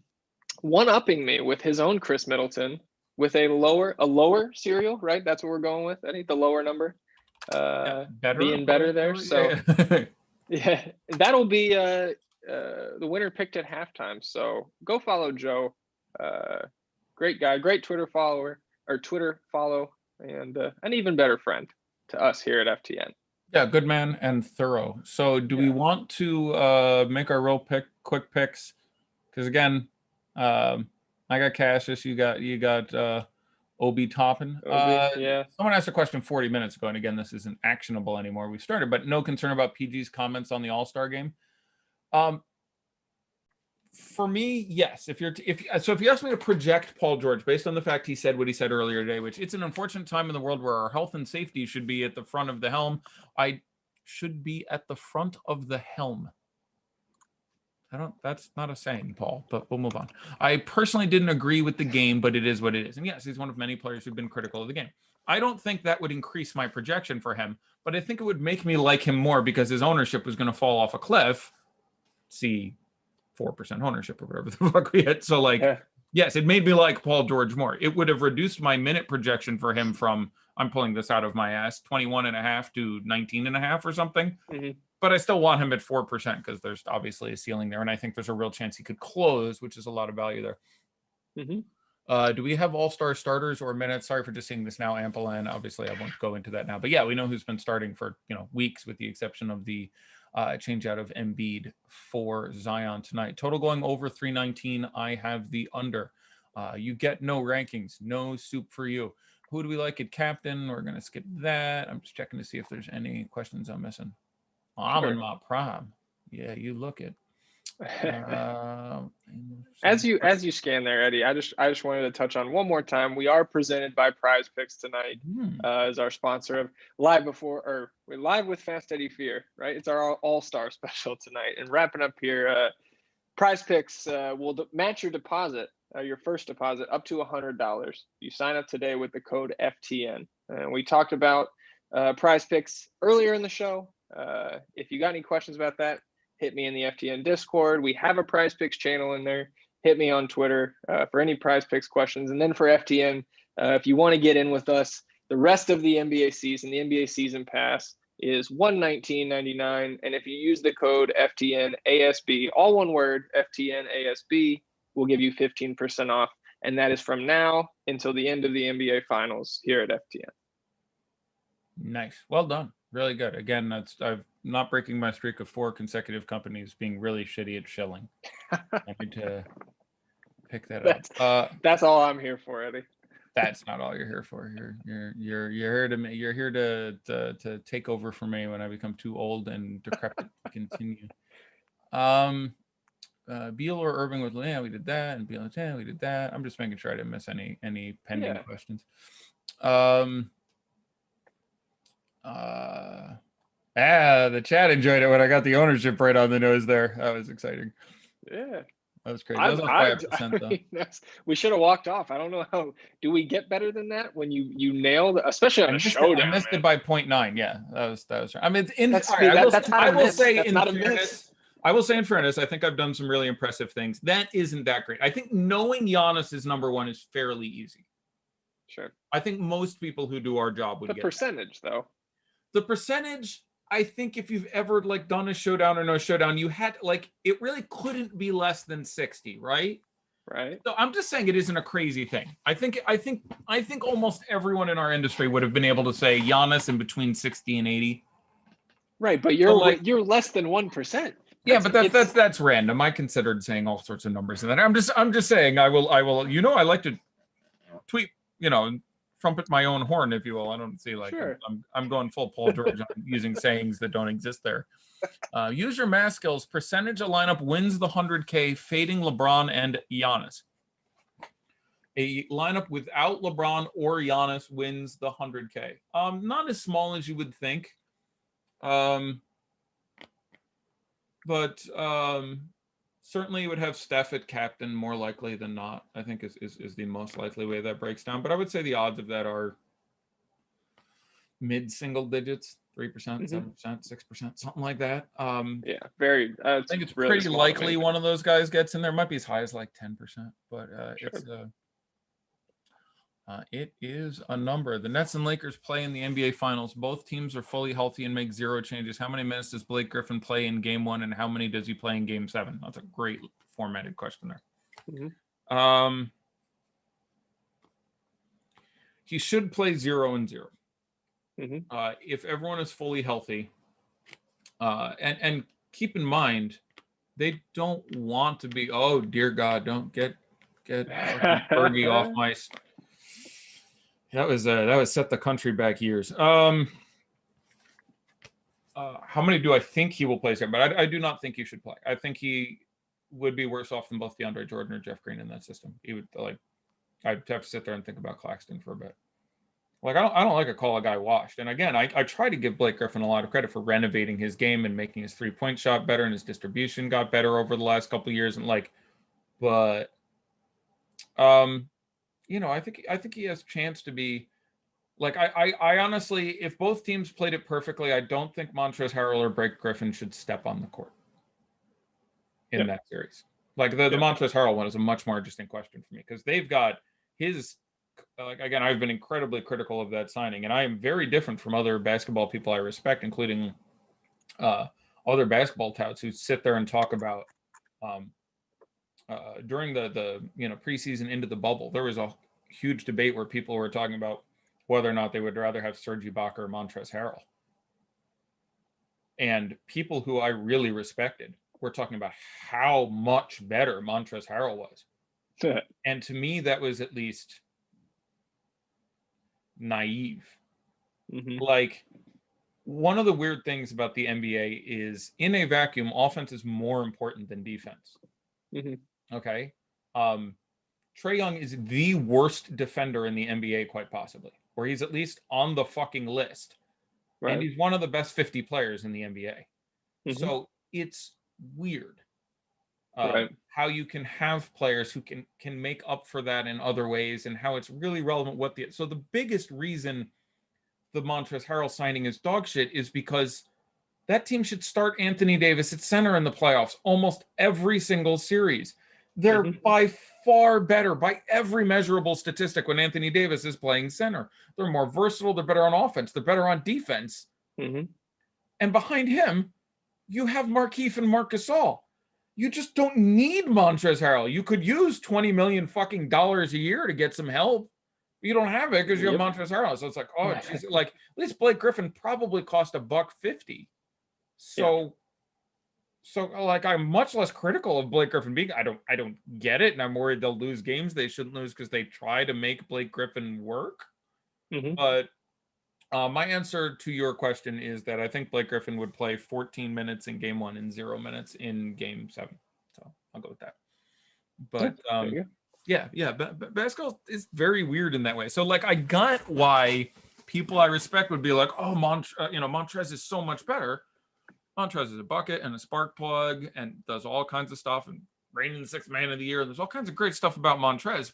But I think there's actually more great teams that get better with Ibaka than get better with Montrez. I'm not kidding. If I'm the Lakers right now, I would much rather have Ivica Zubac than Montrezl Harrell on my team.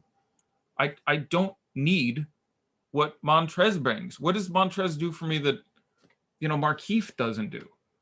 What does he do for me that Talen Horton-Tucker or Kuzma don't do as far as just getting a scorer off the bench? Right. Like you need to protect the rim, especially in a playoff series. A lot devolves down to, and it's the reason you have great basketball players who can't play in the playoffs. You have the Enes Kantors and Bobby Portis, and there's just guys in the league who are really good who can't play in the playoffs because they cannot handle the defense. Watching the Warriors target Enes Kanter in the playoffs was painful for me. So I really like Enes Kanter as a player, and they just ate him up. They literally like, clear out, score on Enes Kanter. Clear out, score on Enes Kanter. Clear out, score on Enes Kanter. Coach takes him out of the game. Like, so putting Montrezl Harrell out there when you have Anthony Davis and LeBron James in your front court is like, okay, they can cover for him a little bit, but you just don't need what he provides. And, LeBron and Anthony Davis are phenomenal players because they're good on both ends of the court. And Dennis Schroeder, who's an above average offensive player and above average defensive player. So you just don't, he's not adding anything. You didn't need the zip off the bench. So for the Lakers, for example, and for the Clippers, I think Serge Ibaka is a more valuable get because they have, respectively, Paul George and Kawhi and LeBron and Anthony Davis, and they just don't need a guy to get a bucket as much as they need a guy to protect the damn rim. So, so that's sort of like my bit of a rant there. Yeah. No, nothing wrong with it. I agree. Yeah. Well, they would be much better with Marcus Morris. Oh, you bastard. No, I'm just saying this. The Lakers had Marcus Morris. It'd be incredible. You're not wrong either. You're not wrong. Oh, Marcus Morris is really good. Like, there's a reason he's going to get paid again. He's going to get paid again. Yeah. I just hate that it's a double whammy because you're right and you're right about Marcus Morris in that scenario. So, well, the thing is, Christian Wood. So the guy couldn't make a goddamn basketball team because he'd lose his guy and give away an open 3 in practice. Coach wanted to coach. MPJ is a victim to this as well. Here's the difference between those two guys. MPJ is legitimately a bad defender and doesn't currently have the tools. Christian Wood, if he was doing a little better above the neck, would be a dominant defender. There are times he's great. Great. Like Christian Wood sometimes is an incredible. He's very frustrated because he is an incredible defender who does not help your team play defense. Christian Wood's defense is currently floating around in that Andre Drummond range of you can do all the things. He's just got to make some better decisions. So it's really where they were like MPJ. I haven't really even seen the tendency towards growth yet. Like it's you're coming to a head where we're going to get in the playoffs and God forbid like Jamal Murray gets hurt. And you're going to have Malone in this horrible situation where he's like, well, I need some buckets here. And I also need not to have this guy like, so that's tricky. Like, but like MPJ, Portis, those guys don't even have the tools. Like I've never seen them like correctly handle their D on a guy. Christian Wood has the potential to be a great defender. Like in 2 years, if Christian Wood is, he can do similar to Larry Nance is a good example. Larry Nance, there were some real suspect defensive choices early in his career. He might have made the all defense team this year if he stayed healthy. I think Christian Wood could be a real plus defender for that team in a couple of years. Your thing with MPJ is he loses more minutes due to a singular mistake than for him being a bad defender. Yeah, I don't think the coach gives him a lot of slack. Whether or not you think that's appropriate or not is interesting. Denver's a really deep team, so I think they can replicate his skill set fairly well, and it depends whether you're talking about healthy or as injured as they've been recently. But I don't think his buckets are that essential for that team. So I can see them, turning his minutes into more like when you have Barton and potentially Monty Morris and Jamal Murray and Jokic out there, you just don't need what he brings that much. So if he's screwing up, I get the coach sitting him down. You may do it too much, but